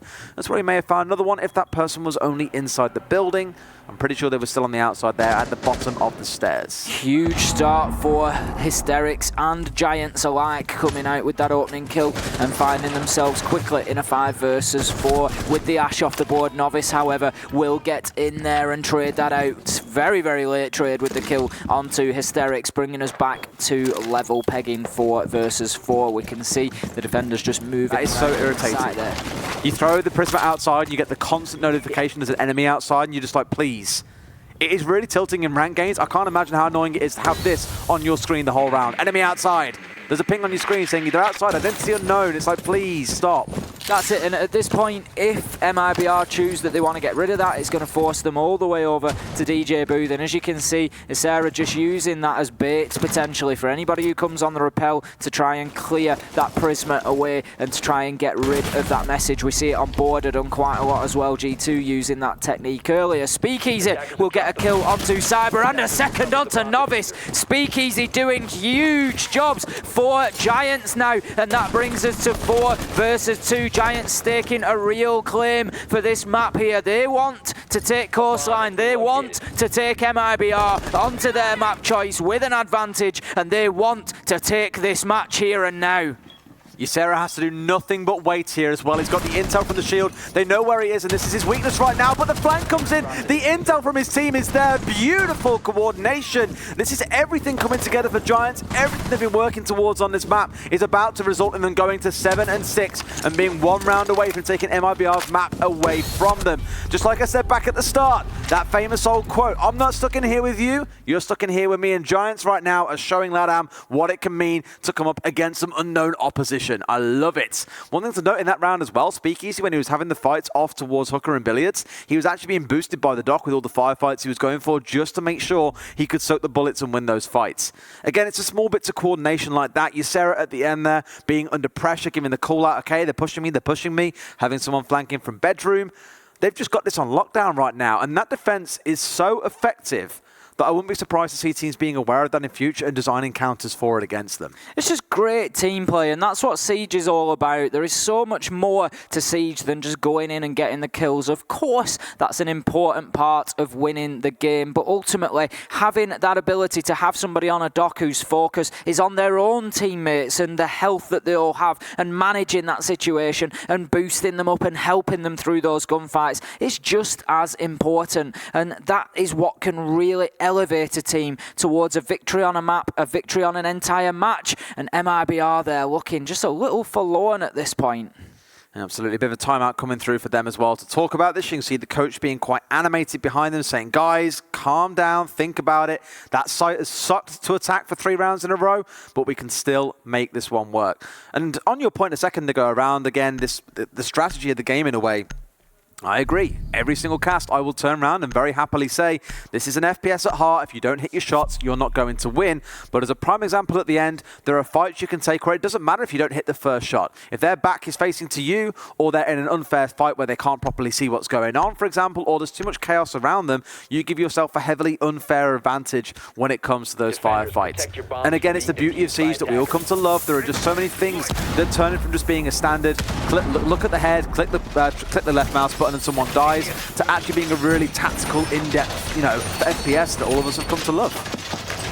Round number 14 then, Giants Gaming currently ahead 7-6, worth remembering that they were behind 5-2 at one point and have come back absolutely fantastically from there, showing great resilience. And this is no surprise from a team that all I hear about is how hard-working they are, how dedicated they are, and it is absolutely no surprise to see them having that mentality that they are not ready to give up yet. They are here to play, they are here to fight, and they want to be going into the winners bracket tomorrow to face either Liquid or NIP for that spot in the playoffs.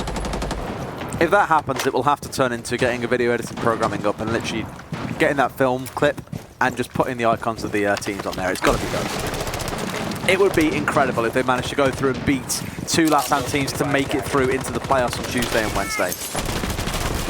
Also worth mentioning, that is a thing. You've probably seen on the brackets on the screen that we do have teams progressing through into playoffs. They do take place on Tuesday and Wednesday. You basically have a back-to-back, about 10 days of constant Siege, apart from a very brief break on Monday and on Thursday.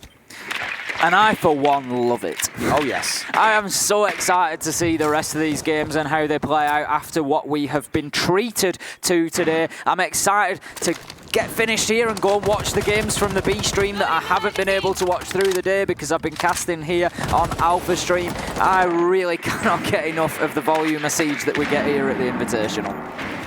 I think for some they'll say there's too much Siege for one day. No. About 12 hours per stream, 24 hours of direct Siege. Sleep has got to be a thing at some point, Ace, because we're doing it all over again tomorrow. Number 14 is still underway, and Hysterics will get the first kill there onto Novice. That's the Lion putting that Vector to good use and leaves us 5 versus 4 with Mozzie off the board there.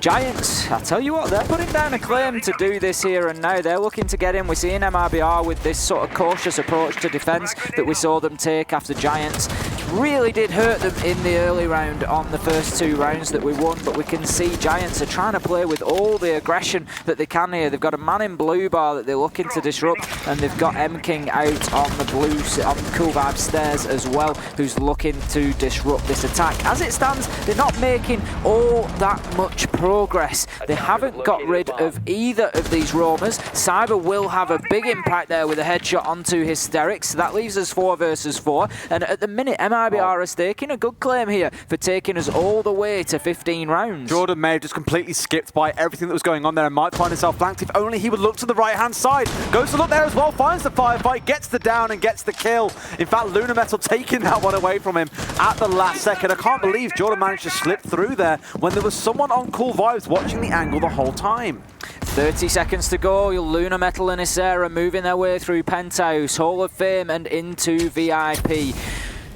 They have the line of sight that I was speaking about earlier that allows them to get a view onto bar. Hugsword just deploying those toxic babes. Oh, what are they with doing? A huge what are they kill doing? for MIBR, and Lunar Metal and Isera just walk into no man's land and lose their lives for the pleasure. Hugsword finishes things off with a kill to Speakeasy. That is a big mistake from Giants. That was a kill box there, walking through smoke grenades, walking through Capital Fire. I'm not sure if that was a mistake on which gadget was used, because you saw the fire being laid over immediately by a smoke grenade, well, smoke bolt, should I say, pretty much immediately after. I think the intent was to smoke off the entryway in towards Billiards and then plant just inside the smoke and be in a comfortable spot where no one could contest you. Instead, what actually happened was they ended up firebolting out well, basically the entirety of the west side of that hallway, and they had to basically run into their own deaths. It was unfortunate there, a bit of miscommunication coming in for the attackers, it felt like, more than anything, and not too surprised now. Things are going to change back over and we go into round number 15. It all comes down to a hooker and Billiards defense here for Giants against MIBR to see who takes map number 1. I am sure that you, like me, are sat right on the edge of your seat at this point. I have no idea which way this one is going to go. I have to give the edge to Giants. They've been very, very good on the defense over the last 5 or 6 rounds that we've seen them play on that side. They're going to be going to hooker and Billiards, which is considered one of the strongest defensive sites on this map. So at this point in time, MIBR really need to come in and they need to find a way to disrupt Giants. They need to quickly figure out exactly what it is that Giants are trying to achieve, which areas of the map they're trying to hold, and they need to get in there and they need to clear them out. I would imagine we're going to have some attention around 90 corridor. That's been pretty much a stalwart of the Giants defense. We've got Speakeasy out in Penthouse, so I'm imagining Speakeasy is Sarah around Penthouse Theatre. As I said, the reason that you defend that area is to make it difficult to push into VIP so that you can't open up the line of sight through to bar that prevents the operator staying there to defend the default plant spot. I'm hoping this time around we don't see an early tag onto Novice as well, because a couple of times, in fact more than a couple now, I think it's coming up to about 4, he has been the opening death for his team. He basically just walks into a random line of sight, whether on attack or on defense, and gets himself tagged down. Got to see that improving this round especially, because it is this last crucial round which can mean so much to them in terms of how the rest of this might yet pan out. You've got to remember that 15 rounds for these teams is a lot of mental pressure to play under. Hugsword coming in with a big first kill onto Jordan there, getting MIBR that early advantage, and it could be all the man advantage they need to allow them a bit more freedom to start looking towards sight and getting kills like that. Novice onto Hysterics. Aquarium control is gained.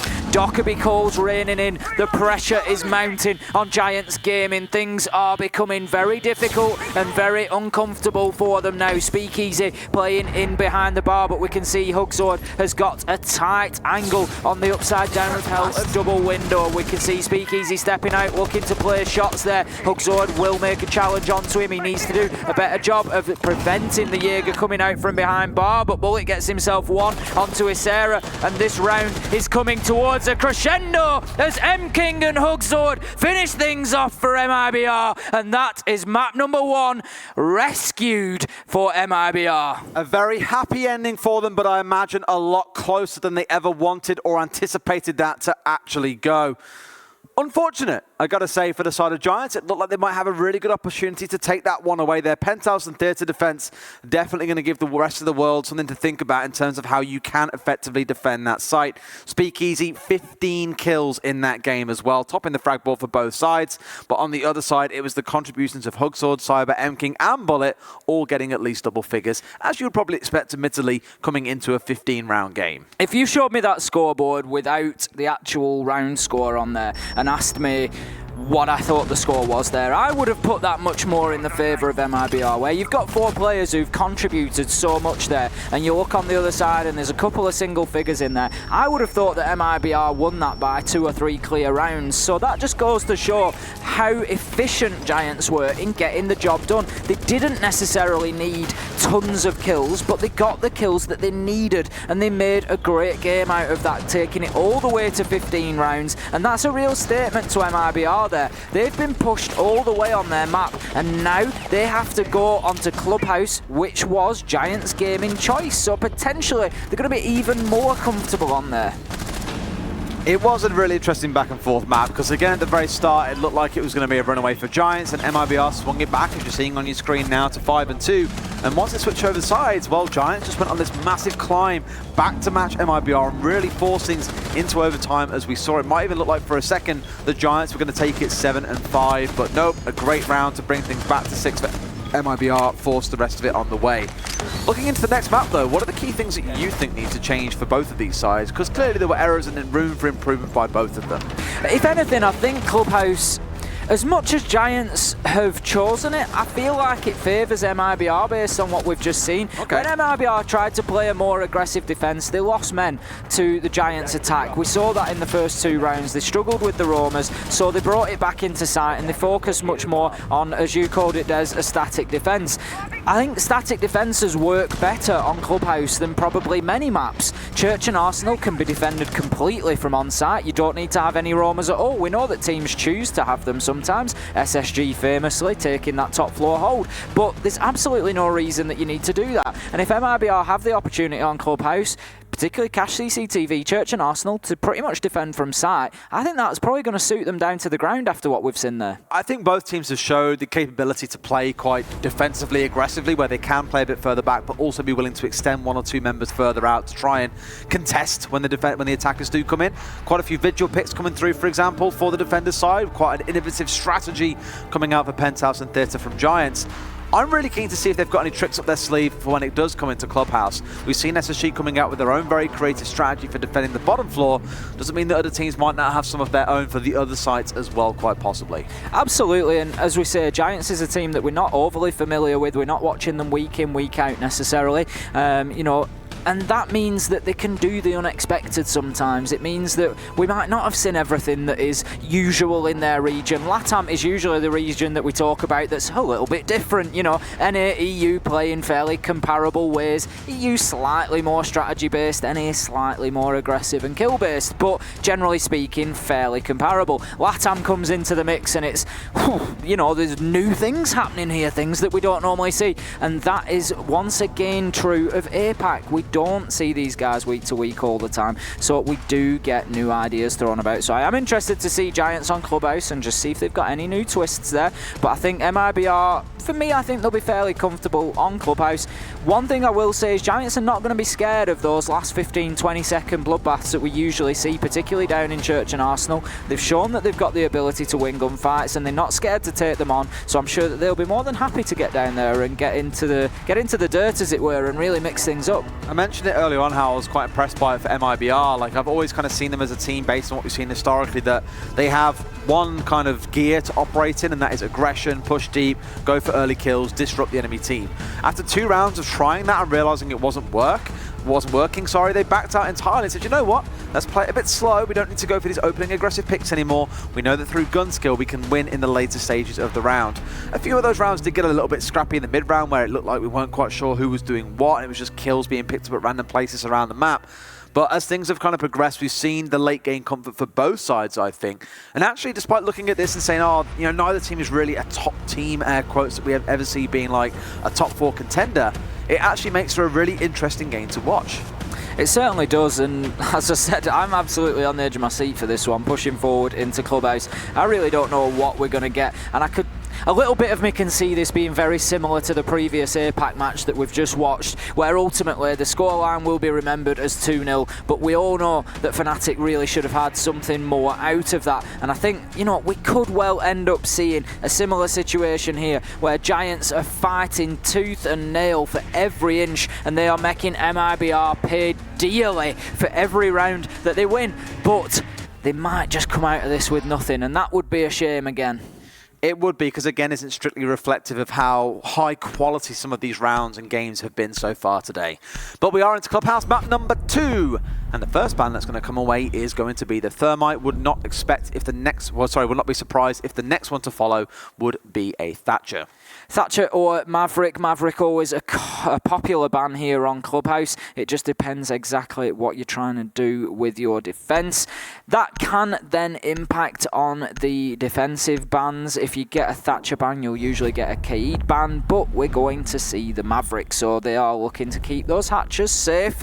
But as you say, it's pick your poison, really. If you leave Thatcher on there, you can play with Kaid, but quite often that'll be cleared off and the Hibana can open the hatches. So we're going for a sort of, I won't call it necessarily a double hard breach ban. I suppose it is, but it's maybe a 1.75 hard breach ban.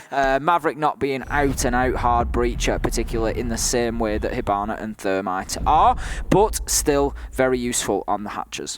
The Echo being banned away comes as no surprise. We're very used to a trifecta of bans around the world: Mirror, Maestro and Echo.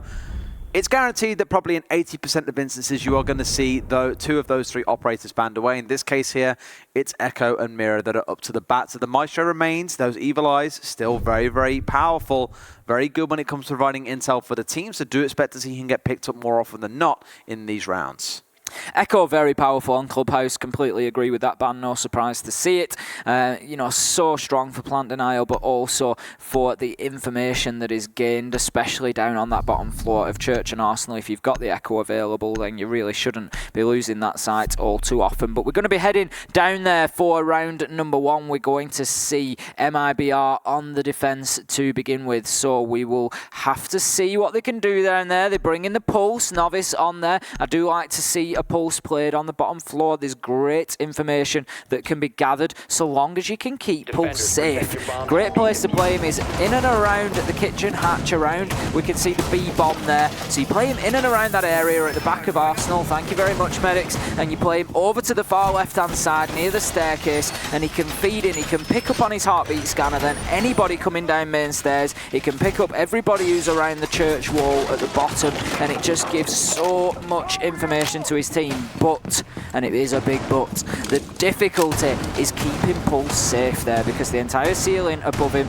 is destructible. Now, we don't have Sledge, we don't have Buck on the cards, unusually, so we don't have any option there to get in and rip that floor up. We do have Isera on the Zafia. I'm not sure if she's got the breaching charges or not, but she does at least have her explosive grenades. Thank you again, medics, showing us that she does have the breaching charges, and Thatcher has the breaching charges as well. And thank you to Ubisoft for this fantastic new UI that lets us tell you that. So 6 breaching charges should be plenty to take up the floor in kitchen, but wow, I tell you what will be plenty, and that will be bullets coming from Novice towards Hysterics there to take him out. First kill going in favour of MIBR, and just showing us that they have and can play a little bit of aggression on defence. It's going to break them apart a bit here as well, because you were relying so hard on that Capital with those smoke bolts to play around the Monty. This makes his execution a bit tougher.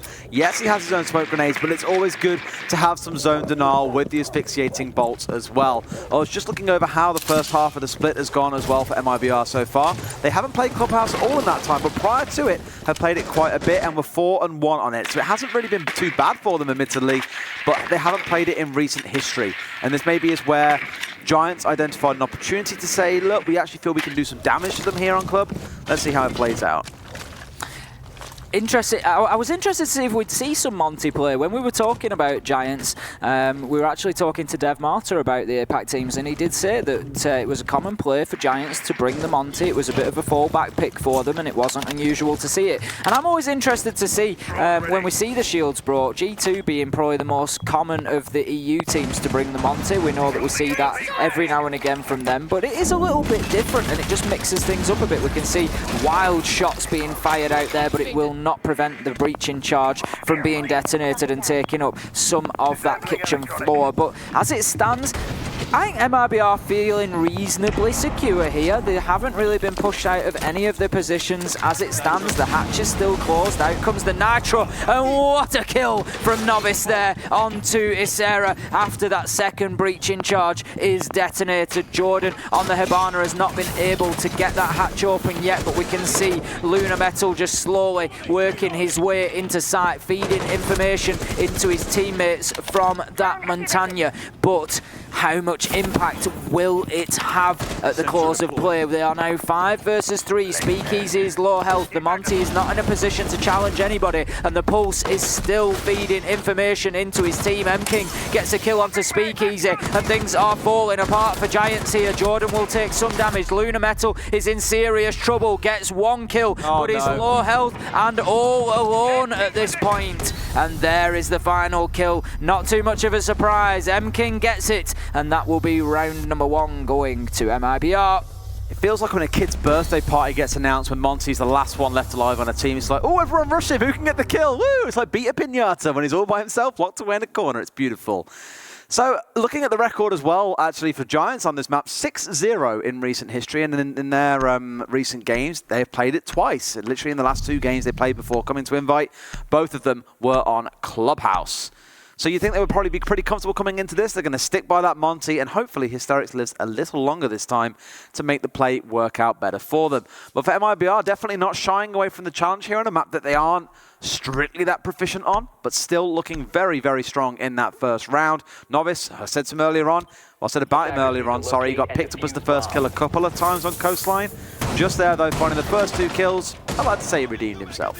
Interestingly, on both of those previous fixtures that you mentioned as in the Pro League on Clubhouse, yes, they've got the wins 7-5, 7-3, but on the attacking half, they've always gone 3-3. So that's suggesting that they're not too powerful on the attack here. We know that Clubhouse is generally defender favoured, so that would run true to form. But what they need to be careful of is that they do pick up a couple of rounds on the attack against MIBR. If they let this go 5-1, 6-0, even a 4-2 won't be great for them.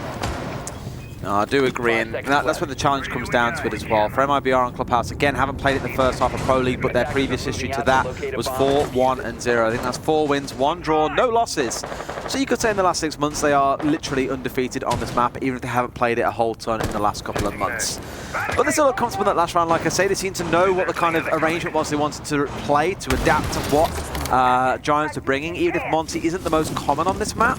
In fact, I can't think of the last time I actually saw Monty brought on Clubhouse. It's not often that you see Monty brought anywhere, but Clubhouse is one of those maps that he can have his uses. Here, what we're going to see from the Monty is you try to push up the stairs onto catwalk in Garage. It's one way of dealing with Garage, effectively. You keep your back to the wall. You'd be careful about things like that because the impact nade loops over his head, hits the wall behind him, and that will be half health gone from Lunar Metal. So he needs to be very aware of his surroundings and just keeping his back to the walls. He can push up here and start to challenge this Legion a little bit. And effectively, he's not going to get his gun out. He's not going to try and attack him, but he's got a big problem here, and that is Cade downstairs, especially with a C4 in hand. He needs somebody in here supporting him potentially, and he needs to really get himself onto these stairs and up to the top corner of catwalk so that he can start pushing Legion along that catwalk and further away. But he needs support from downstairs. They need frag nades. They need something coming in to try and take take that Legion out. The Capitao is perfect for that job. This is the problem though, there's a constant war being waged here over those Legion mines, because as soon as he tries to step his way up onto Catwalk, well, there is someone waiting and ready. The real smart play last time round was to actually get the Legion mine behind him, so he had to kind of take the loss in that case and get back outside and deal with it, wasting a lot of time. So although they've got this monster here who's very good at taking ground, we're a minute and 40 in and he's only just got up onto the Catwalk. But we can see exactly what happens when Monty does that straight away. You see the Legion just backing off, backing off, backing off. There is nothing that M-King can do to challenge the Montagna now, and then ultimately loses his life to Hysterics. Now he's in trouble. Very well played from Giants. As you say, now he is in big trouble. He has a Legion mine in place. It will kill him in a matter of seconds, but he can't risk taking it out at this point because he will likely be challenged. So there he is, finished off by Novice, but he still has completed his task of clearing Garage out. The problem is they've lost 2 men along the way and Hysterics is seriously damaged, so they're not really going to have anybody in a position to push in and make use of that new real estate that they've gained. Still trying to do what they can with the time left here. 20 seconds is the answer to that one. Novice once again with a great kill onto Hysterics, just like in the last round. He didn't think he expected Ysera to get him behind him though, and he picks up a kill for himself, but it's still a 2 versus 1. Still a lot of work to do. Make that, sorry, a 2 versus 2 into a 2 versus 1 now, and it's all down to Ysera to make something happen, or else this ends 2-0 so far to MIBR. Gonna go for the plant. All Cyber's got to do is wait and spray, runs around the corner, but why would you contest that, Cyber? That is impatience coming back to bite you, and Giants take round number 2 because he just couldn't wait a couple more seconds before going for that play. I think the problem for Cyber was he heard the footsteps and he knew he was about to be challenged after putting the shots through the wall, so he had to react to that, or I think he was maybe concerned about the diffuser still going down. There was other options for him there. He could have held his position if he thought he was being pushed and just got into his ADS and let Ysera move through into his line of sight. He could have dropped back further towards the stairs wall, the wall that separates Cash and stairs, and maybe gone prone or something, just tried to change his angle and made it difficult and give himself favour for the gunfight. I think the problem there was he wasn't convinced the gunfight was going to come. He heard the footsteps and maybe thought he was relocating to plant somewhere else, and he was just conscious that he had to do something about it. You're quite right though, Des. If that diffuser starts going down and the clock hits 0, he's got time to run in then and deal with it. So, but what I will say as a caveat is it's easy for us. Oh yeah, absolute heat at the moment. Last 3 seconds of the round, Cyber sprays through the wall, hears footsteps and just reacts. And we know that Cyber's an aggressive player. He loves to take the gunfights. Him and Bullet always in the mix of things, always wanting to get the kills. So it's no surprise to see him taking that positive action. And quite often in Siege, the aggressor will win out. So, you know, it's worth a shot, but unfortunately, it's not come out for him on that occasion. Really hasn't come out how they would expect. You are absolutely correct. Now, the interesting development in this round is that no Legion is being brought by MIBR. We saw in the last round just how effective that was at slowing down Lunar Metal on this Monty and making it painful for him not just to walk forwards but to walk backwards as well. They wasted a good minute and 45 seconds on keeping him below Catwalk, because as soon as he tried to press up, he was walking into a Legion mine, and he met his his very timely demise, should I say, as he tried to push further down Catwalk. Didn't have time to get to a spot where he could remove the goo mine, and unfortunately did die as a result, with a bit of help with the C4 coming from the defenders. I think they'll have a much harder time shutting him down this time, unless they can get a nice cheeky C4 kill onto him, but that really isn't easy here when all they've got is a couple of C4s to play around on their side.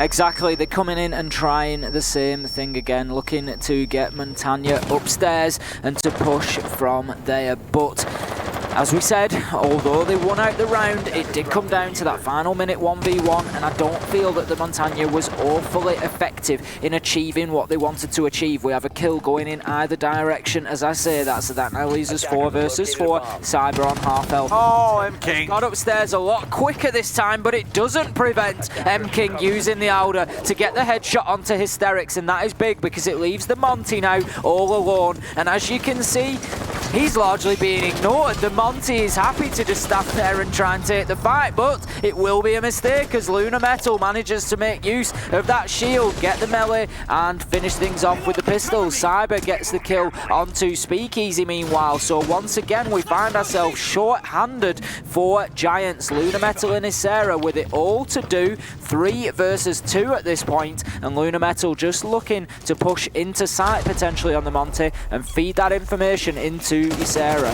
I love how the response has been ignore the Monty and just focus on those running in behind him. They found 2 kills by playing like that in this round, and Luna Metal has managed to get himself in sight here, but he's in such a risky position there, trying to make it work with a shotgun, but heads are as squishy as they are on a 1 armor as they are on a 3 armor. He goes down. This is now into a 3 versus 1 for MIBR. Ysera could potentially have another incredible ending to this round here. He's in a 1 versus 2 with quite a bit of utility left to play with. Burns one out, and he's going to find himself rotating now inside a bedroom to push back in from a construction side. Or is that a bait actually? Because maybe now it's flipped back over instead to looking towards the west window. Just has to be aware that there are 2 members left alive and each one will have an angle covered. Only 20 seconds left on the clock. Isera is 1 bullet away from death. He's going to have a number of kills to get here if he wants any success, and he will be downed. He has the option as Zofia to last stand and get himself back up, but he won't be allowed as Cyber realises that's what's happening, steps around, gets the final kill with the pistol, and that is a much better defence of cash and CCTV from MIBR, and it all revolved around essentially ignoring the Monty. As it was, the Legion in the previous round really got wrapped up in trying to get those goo mines out and keep slowing the Monty down and deal with it, rather than focusing on the teammates that were pushing with him. As it happened this time, the Maestro completely ignored the Monty, got himself a 2k I think it was, as people were trying to move in and around that area, and that was much more successful. Absolutely. So it's interesting to seeing how they've adapted to it over time. This round, they're going back to saying, well, let's bring the Legion once more. And on the other side, Hysterics was still going to bring the Capitao, but looks like going to change over instead to playing on towards the IQ. We are now changing sites and going down into Church and Arsenal. So no more wars over that top side, of course, now that the Defenders have managed to win a round up there. So, as you say, back down to Church and Arsenal, we can see the early work being taken out on the Church and Arsenal wall there. If you're new to us, you may not be aware, but basically the reinforcements will go up, and that gap that's been opened up at the top will not be taken up by the reinforcements, so it will stay open. Thank you, medics, for keeping us on there. Basically, what will happen, anybody with impact nades, which if I have a quick look down the Defenders, I can see that we've got Legion on M-King there. So he's going to play in and around that area, I would expect, or he will at least be within that sort of region, because if they get a hard breach down there, the Hibana, and they try to open up that church wall, they can toss an impact nade up over where they've taken those shotgun blasts out at the top of the wall. It hits the roof, and then the splash damage from that explosion will clear the X-Kairos pellets off that wall. Now, with only having a Hibana as the hard breach, Thermite is banned out. It's unlikely that they will go for the church wall. More importantly, they will probably try and focus on the hatches, kitchen hatch particularly, and motor hatch, because that is pretty much your avenue into sight. So it really does restrict them then, with only 3 sets of X-Kairos pellets available in exactly what they can open up. The big thing for me about that as well is that the wall you were just describing, the triple wall downstairs, doesn't just come down to being used for impact nades, it's what you can do with C4s as well.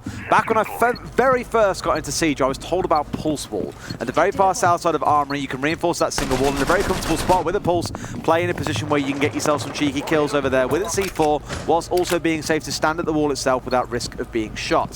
So much so that the bottom of main stairs, to me, is something I call the death box. You walk in there and I've seen so many double kills and triple kills coming through with C4s. Thank you very much, medics. Even he knows exactly the area I'm speaking about. It just turns into murder. For anyone trying to push through, you are going to have C4s sailing your way as soon as a pulse gets a sniff that you're even trying to push down that direction. So I'm very keen to see if the same thing plays out here, but the Monty normally can be used to assault things like Dirt Tunnel, for example. So who knows where they choose to go. The problem without the Thermite is that it's quite hard to deal with all the reinforcements set up down at the end of Dirt Tunnel. So I expect the more to be focusing actually trying to play down the main way instead. So main door may yet play into this.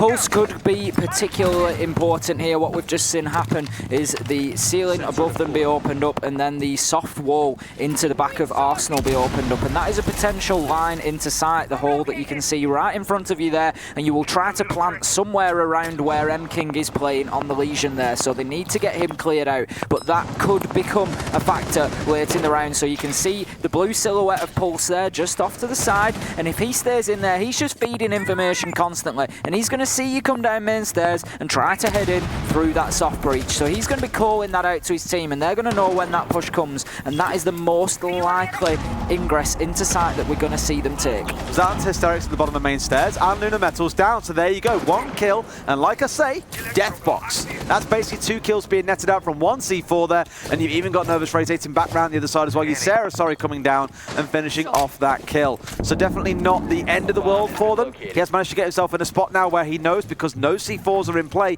that he can rotate down main stairs in towards Moto and now start threatening in towards the site.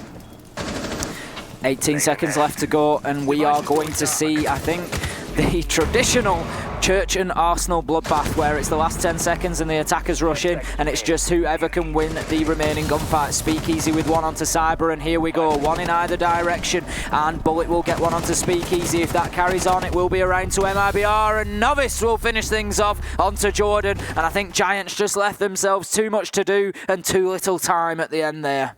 I actually really want to see them drop the Monty here.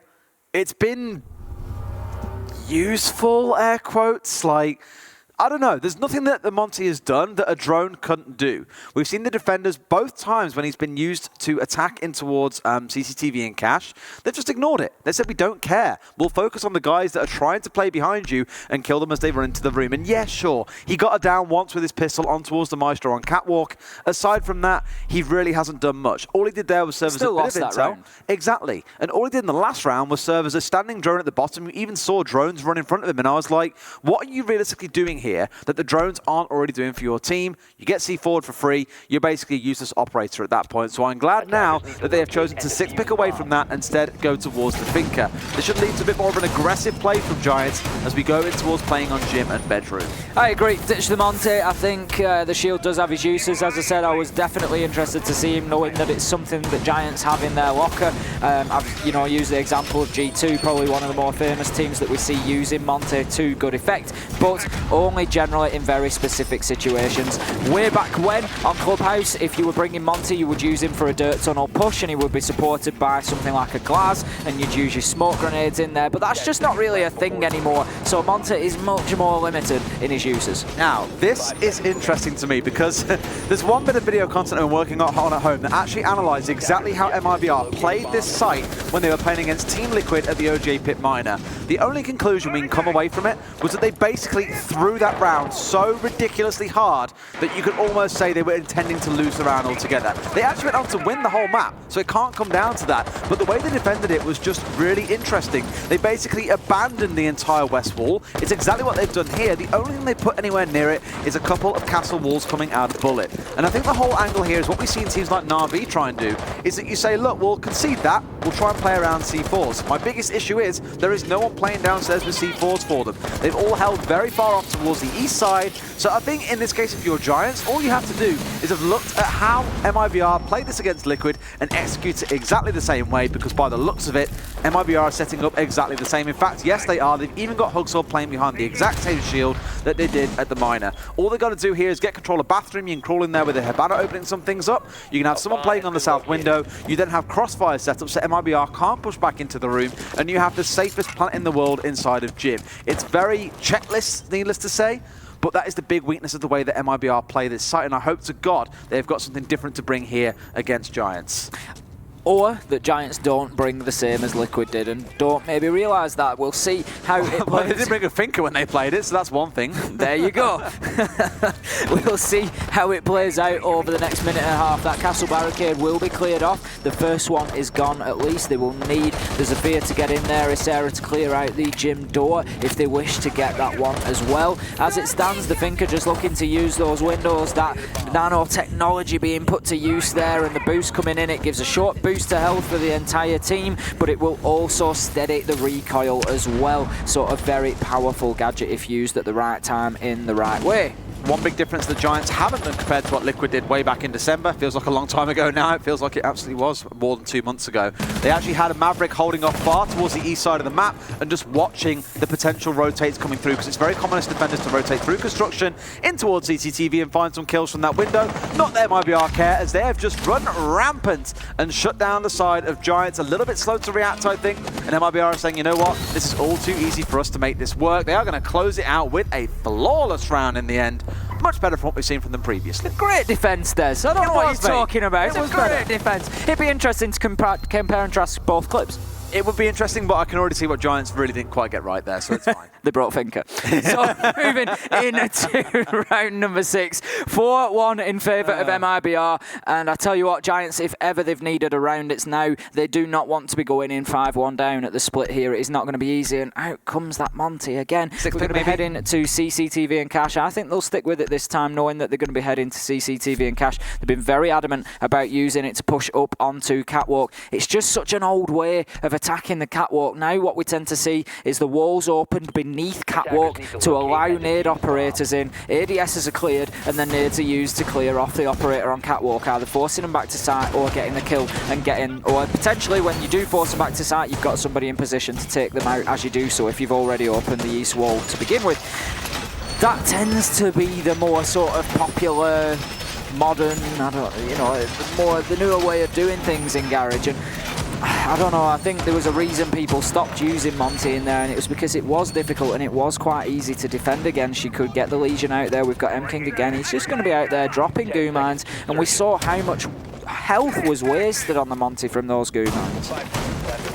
I agree, but I like the Legion being there because it does slow things down for them a little bit. They did show last time round that they didn't care. Actually, 3 C4s was enough. And guess what? They bought both this time round because they have Huxor, Bullet, and Novice all playing with C4s. And you have the Legion.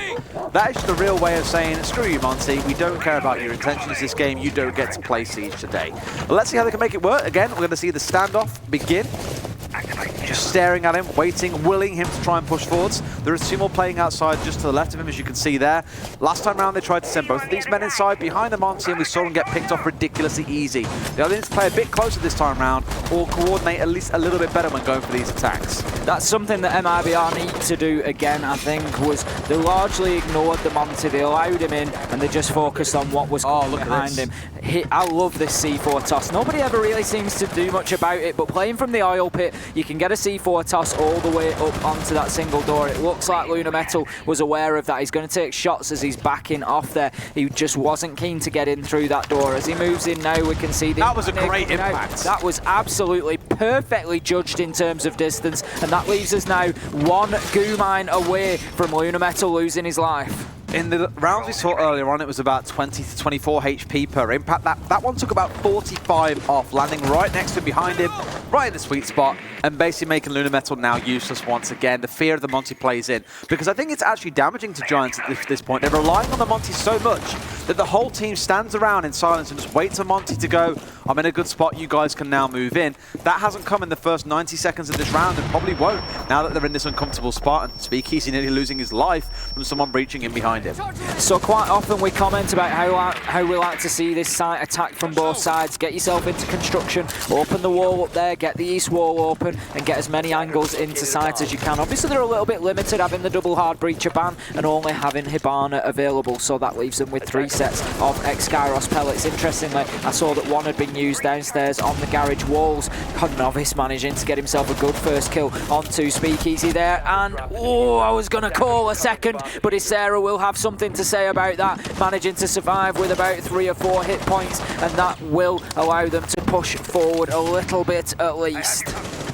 Enough that they can contest it back and, like you say, hold out temporarily. They've actually managed to completely change the angle of attack here. They've now got the Monty looking to push in towards Cash, If they can make this work for them, it'd be great, but you're still at a spot where you're staring down 2, 3, 4 people who know where you are, and I was going to say a goo mine, an impact nade, a C4, anything would have done the trick there, and an impact nade was the answer. M-King is going to gun him down and finish that one off. And that puts now Giants in a spot where it's 4 versus 3. 15 seconds remaining. It's a 4 versus 1 as fast as you can blink or say it.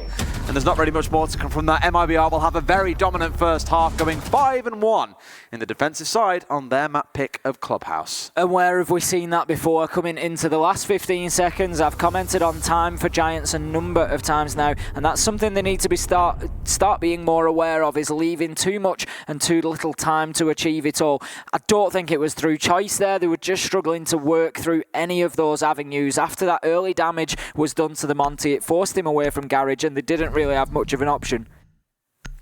Well, now we're looking at a castle being deployed. This could be quite an interesting one. The castle bought for Church and Arsenal specifically here as well. The teams we mainly see employing things like this is SSG, and I'm looking at this lineup, and you know exactly what that's screaming to me, Ace. That's the SSG strats through and through. Mozzie Mute. Yep, exactly that. Mozzie Mute on the top floor, you play the Vigil on the second floor, and then you play the remaining two on the downstairs. I'm curious if they go for that setup, or in fact if they've got their own idea here. Immediately two rushing up Dirt Tunnel to go and reinforce those walls, and Hysteric's probably rotating on towards the upstairs, whereas Mute is pelting it straight upstairs, going for the setup that we thought. This absolutely looks like it's going to be the SSG strat. The fact they're committing reinforcements on the top floor just screams that's the game plan. Yeah, and I'm not sure Giants are going to be in much of a position to disrupt this. It is a very good defence, and if played well, very difficult to work against, and I just don't feel like Giants are really hitting the shots or really getting into the mix too much here. It might do better now that they've got themselves onto the defence, but MIBR, I don't know. I think they probably get this one. Curious to know all these reinforcements are going down. At least the armor panels is the key one. And for those that are curious, yep, there we go. In the standard space, this is most definitely the SSG strat now. Oh, yes. The whole idea why you go for this setup is you now make bar a very, very safe space, and you make it very easy for the defenders on the top floor to drop through one hatch into bar, and then drop through the next hatch, which goes down just the left-hand side. Medics, I love you sometimes. It makes it about 5 to 6 seconds for you to rotate from the top floor back down into the ground floor, and everything is just super safe and super protected. But we're seeing exactly what we saw coming out of Na'Vi earlier on. 5-man stack is coming charging its way down through Dirt Tunnel right now. Let's see if the anticipation is there from the defenders. The Jackal track there has probably actually given away the location, because that player is likely to know that he's only been into Dirt Tunnel, but Cyber will get the first kill onto Hysterics to open things up. All guns aimed in that direction. Now M-King will lose his life as he charges in, as will Bullet, as will Hugso and Novice, and surely Cyber will follow. He gets the first headshot that he needs of 4, but will not get any more as Ysera finishes it off. We've seen it tried twice. It's not necessarily a bad idea. I'm not sure about all 5 in there. One way of dealing with such a strong top floor defense like that is to circumvent it by ignoring it and try to cut off the players as they rotate back into sight. I don't think charging 5 men down Dirt Tunnel is necessarily the answer to doing that. But when you're 5-1 up, I suppose you have the luxury of giving something like that a go. Personally, if I was going to try to circumvent that defence, I'd be looking to maybe send 2 down Dirt Tunnel and 2 or 3 into Blue Tunnel and just try and split things up a little bit. But again, avoid those areas. Use your air jabs, use your gridlocks, and just cut off the flanks and prevent them coming back to bite you in the behind. I spoke to a couple of people about this strategy and said, you know, how would you break it? And I suggested a couple of ideas like you've just said, but the problem is the conventional routes you think would be like, oh, we'll just open up the main door, castle reinforcement, and take over bar. And it's like, cool, you've now got 2 playing above you. That's a problem because you've now got assaults from below and assaults from above. If you go down through blue, you risk someone dropping down into main bar, going all the way through lobby and pushing in from behind you again. Either way you look at it, and this is why it's such a great strat, is you are going to be threatened from more than one direction at a time, and it can really upset you. That's where your air jabs and gridlocks come in. You've got to have really good use of flank protection there to ensure that that's not the case. But as you say, it's a very, very difficult one to answer. There's a number of ways you can sort of theorise around doing it. Oh, yeah. Actually achieving it in practice is not going to be an easy thing. And I tell you what, it's going to be worth its weight in gold when somebody comes up with an attacking strat that does work against that, and it's going to be taken up swiftly by a number of teams. And I guarantee you it is going to be discovered here at the Six Invitational 2020 as well, because there are going to be more teams that start employing it. The fact that we're now seeing even Giants Gaming looking and going, oh, that's a really cool idea. We're going to use the same sort of thing. It does mean teams are going to have to start adapting. Otherwise, every team's going to run it. No one's going to be able to beat it, and it's going to be super interesting to see how things develop. That's one of the beautiful things about Siege, again, is that despite Clubhouse being years old as a map now, there are still new ways being found to play it, and those ways still aren't yet being countered. It looks like MIBR are very keen on getting the East Wall open, and that is a risk when all you've got on the board is Hibana. Hibana being the easiest of all the hard breaches to actually bandit trick, because of the length of fuse time on those explosives. Generally, once activated, you can still apply the Bandit batteries, but in comes an important Capital Asphyxiation Bolt to move Bandit away there, and that is going to allow that east wall to be opened up just as MIBR wanted. We can see plenty of damage coming into Speakeasy and Hysterics there. Jaeger and Bandit both on low health at this stage. Still 5 versus 5, but a good full operator's worth of health gone off those two. It's something that can turn into something that can turn into nothing unless they manage to capitalize off the back of getting those early shots down. They might be still in a spot there where it's 5-2 to them. They are on the attacking side of things, and as we saw last round, they couldn't quite crack it open, but there's only one site you can really make that work on. I'm curious to see if Giants will double down on it and go back to it once again later on. For now, it's Lunametal mainly doing a bit of an extended hold off towards the west here, with the castle walls being up and online, just trying to slow down the attack coming out of MIBR and not give them such a direct access in towards the site. Construction probably going to be a very hotly contested point. Would kind of expect Garage to be as well, but as it stands right now, they don't really seem to be sticking anyone in there yet. There are members of Giants currently holding it down to, again, try and slow those things down. So quite a spread defense coming out of Giants. So 1 minute left, and MIBR need to be careful that they don't start suffering the same problem that Giants did, coming in and just leaving too much to do and too little time to achieve it. We can see M-King moving over. Was actually largely unsuccessful in getting the wall open. That's quite interesting. He's going to apply some more X-Kairos pellets there, but they will be impact tricked away by the looks of things. I'm not sure exactly where that came from, but something certainly happened to interrupt those X-Kairos pellets, and that will prevent the east wall being opened up, and Giants are actually looking in good position here. 24 seconds and no direct access to site for MIBR. They've got control of Garage here, but it's about trying to play around from that, and unfortunately losing out on that gunfight as well. Ysera goes down, but still MIBR are finding the frags, maybe in places that they shouldn't. It's now 4 versus 2, and you can see Luna was trying to just throw a run out here. He's going to go for it as well. Finds one creeping in. He's doing all the work with this cheeky little run out here as well. Can they afford to get a plant going down? By the looks of it, they can. M-King is trying to stick to it. He will stick it out, and MIBR find the final 2 kills. That was a very chaotic final 20 seconds. Caster's curse, I'm afraid, and I do apologise.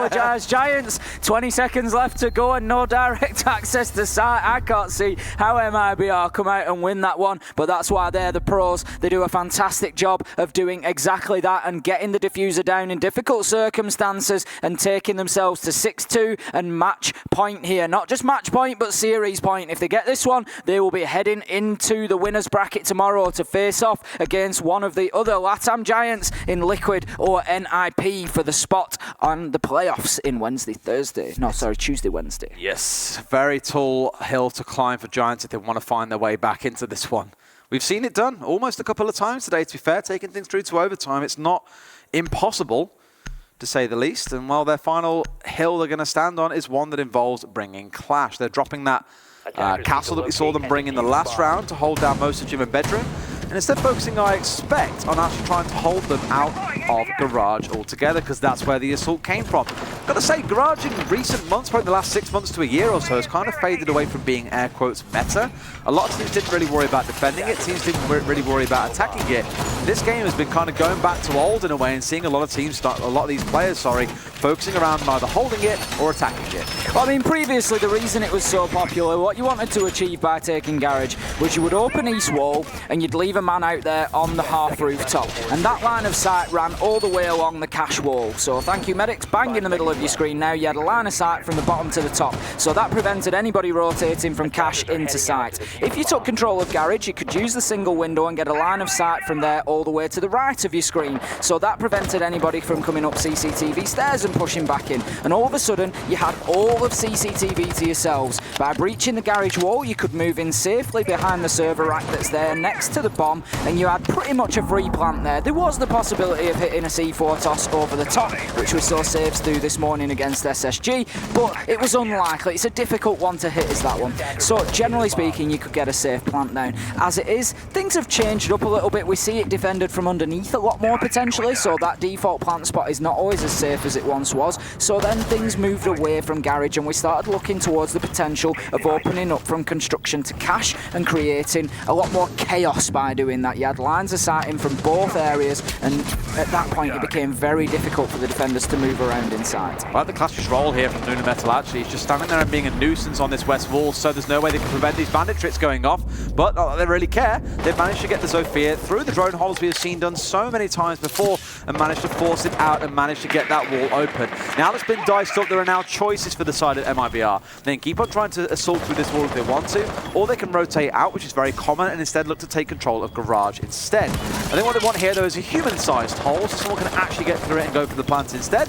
They could potentially try and impact this off, but I don't think anyone's really going to bother trying right now. Ysera even kills himself in trying to go for the impact nade. That is a very unfortunate circumstance, and with the Maestro out of Garage, that signals for MIBR that it's time to go for the push and put this game to bed.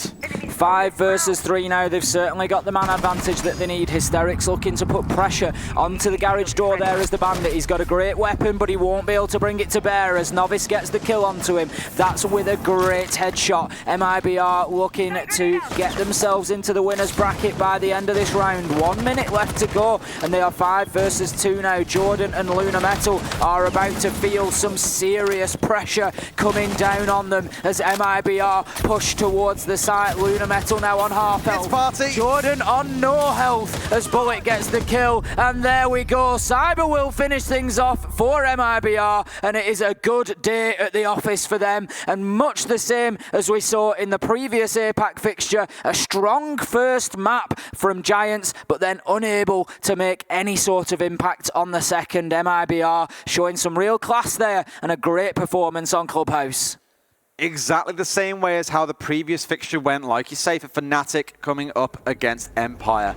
The scoreline won't depict how that first map really went because it was very close on all sides and very easily could have been a 3-map fixture in both of these matches, I suppose you could say. But MIBR walk away at 7-2. I think they would have predicted that to be the outcome coming into today, though. Yeah, it's certainly been, if we look at the day as a whole, it's been a real sort of day of two halves. We started out with the Navi Space Station, followed by G2 Rec, and both of those were absolute barn burners of matches. They really did go down to the wire. And then the second half of the day has been a little more sort of business as usual, and we've had Empire and MIBR moving through into those winners brackets. What I do know is that we've got some fantastic games lined up for tomorrow on both sides of the brackets. Decisions are going to start being made tomorrow, so in those losers brackets matches, if people lose their second game, they are out of here on their way home, and we are starting to get answers and shape up this tournament. You're kind of spoiled for choice tomorrow because you have games where teams are actually being eliminated from the tournament in the lower bracket, and then in the upper bracket you've got the teams that are almost kind of having mini little finals of their own in a way, where you do have some of the best teams in the world coming up against each other. It's going to make for a really interesting day. And today, even in itself, where there's a lot of groups really kind of finding their identity and understanding what these teams are capable of, it's been fascinating. And to think we get to do it all over again tomorrow is incredible. Absolutely, cannot wait. I really can. Not at all. I love Siege and I just love watching it. I can't wait to get off stream, check the fixtures, see who's playing who on what stream, and see everything that's going on, and then start breaking it down. We've obviously got work to do to get prepared for tomorrow. Don't feel bad for us. We absolutely love it. But yeah, I just can't get enough of this tournament. It absolutely is. And it's how it boils down to the rest of the days as well, because on Sunday it comes down to us going down to one stream again, and that's when the games really start to have some weight to them as well. Like I say, tomorrow you do get that kind of breakdown of both upper bracket and lower brackets. There's still an awful lot to come.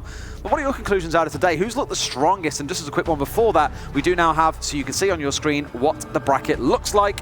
Dark Zero 2-1 earlier on in their fixture brings things to 2-0 on the top side for Empire and Fnatic. So we have Empire versus Dark Zero, two of the stalwarts of their regions coming up against each other, while Fnatic and FaZe go down to face each other in the elimination bracket. That is, of course, in Group A, and we'll get a quick overview of what our one looks like after in a second as well. Then we'll go through all four of these now, so you guys get the full picture of what the current state of play looks like. Group B, Na'Vi, as we saw back in the first game of the day in a fantastic series, lost 2-1 to Space Station. TSM and Rogue went back and forth on their first two maps before TSM really turned up the fire and went 7-1 on their third map. That makes for a fantastic all-NA game tomorrow between SSG and TSM. I think everyone will be dying to watch that, and probably all of us lot dying to cast it as well. Over in Group C, Group C, we saw MIBR progress. It looks like Team Liquid NIP is still underway. Currently 1-0 to Team Liquid. The winner of those will join MIBR in that winners match tomorrow, and the loser will go against Giants in the elimination match. So all to play for there in the hotly contested LATAM region. And then finally in Group D, G2 versus Team Reciprocity. That was a spicy one in itself. BDS 2-0 wildcard in absolutely emphatic fashion leads to G2 versus BDS tomorrow. And then Reciprocity will face off against wildcard. G2 versus BDS, incredible fixture. Potentially Liquid versus MIBR, incredible fixture. TSM versus SSG, incredible fixture.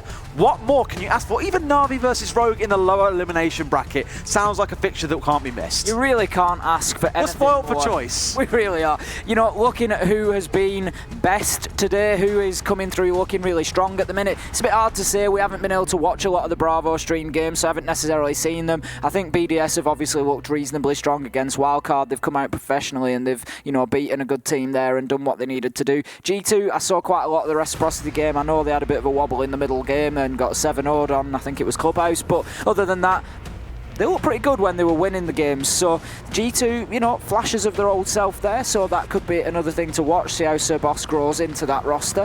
For me though, the stars of today, I've got to say, I think it's Space Station. Absolutely. I think it's going to be super exciting to see how things really boil down. So tomorrow, here is the schedule that you get to see. As you can see, all of the elimination bracket games will be on the B stream. We will have all of the upper bracket games on the A stream. That is this one here. You can see the URLs at the top in case you want to bookmark them now to be ready for that. Same time, same schedule, 10 AM for our first game, and then 3 hours every after for the start of the next one. Things will keep on rolling over, so you've got a whole day of Siege planned out for you here. If you had other plans, get them out your calendar. This is where you need to be. It certainly is, and it's absolutely where we're going to be, joined of course by Kix, Intero, Stokes and Blue to cover all the action for you. It absolutely will. And now looking at that, what's your favourite fixture out of both sides? For me, yeah, BDS G2. Oh, see, TSM SSG for me, I think is the number one. I think it's going to be an absolute storm of a game. I really like the rivalry that's building up in EU between G2 and BDS. We've seen them go a bit back and forth. They've both had big wins against each other. And I think that's going to be a real cracker tomorrow. Absolutely. Well, that is the conclusion of Stream A for today. It has been a phenomenal day. We've had an absolute belter of a time, of that much I have no doubt. But of course, with us running 2 streams, it means we have the pleasure of being able to bring you the remainder of Stream B. So we'll cut to that now, and we'll see you guys in the morning for the games when they kick off at 10 AM sharp. Until then, good night.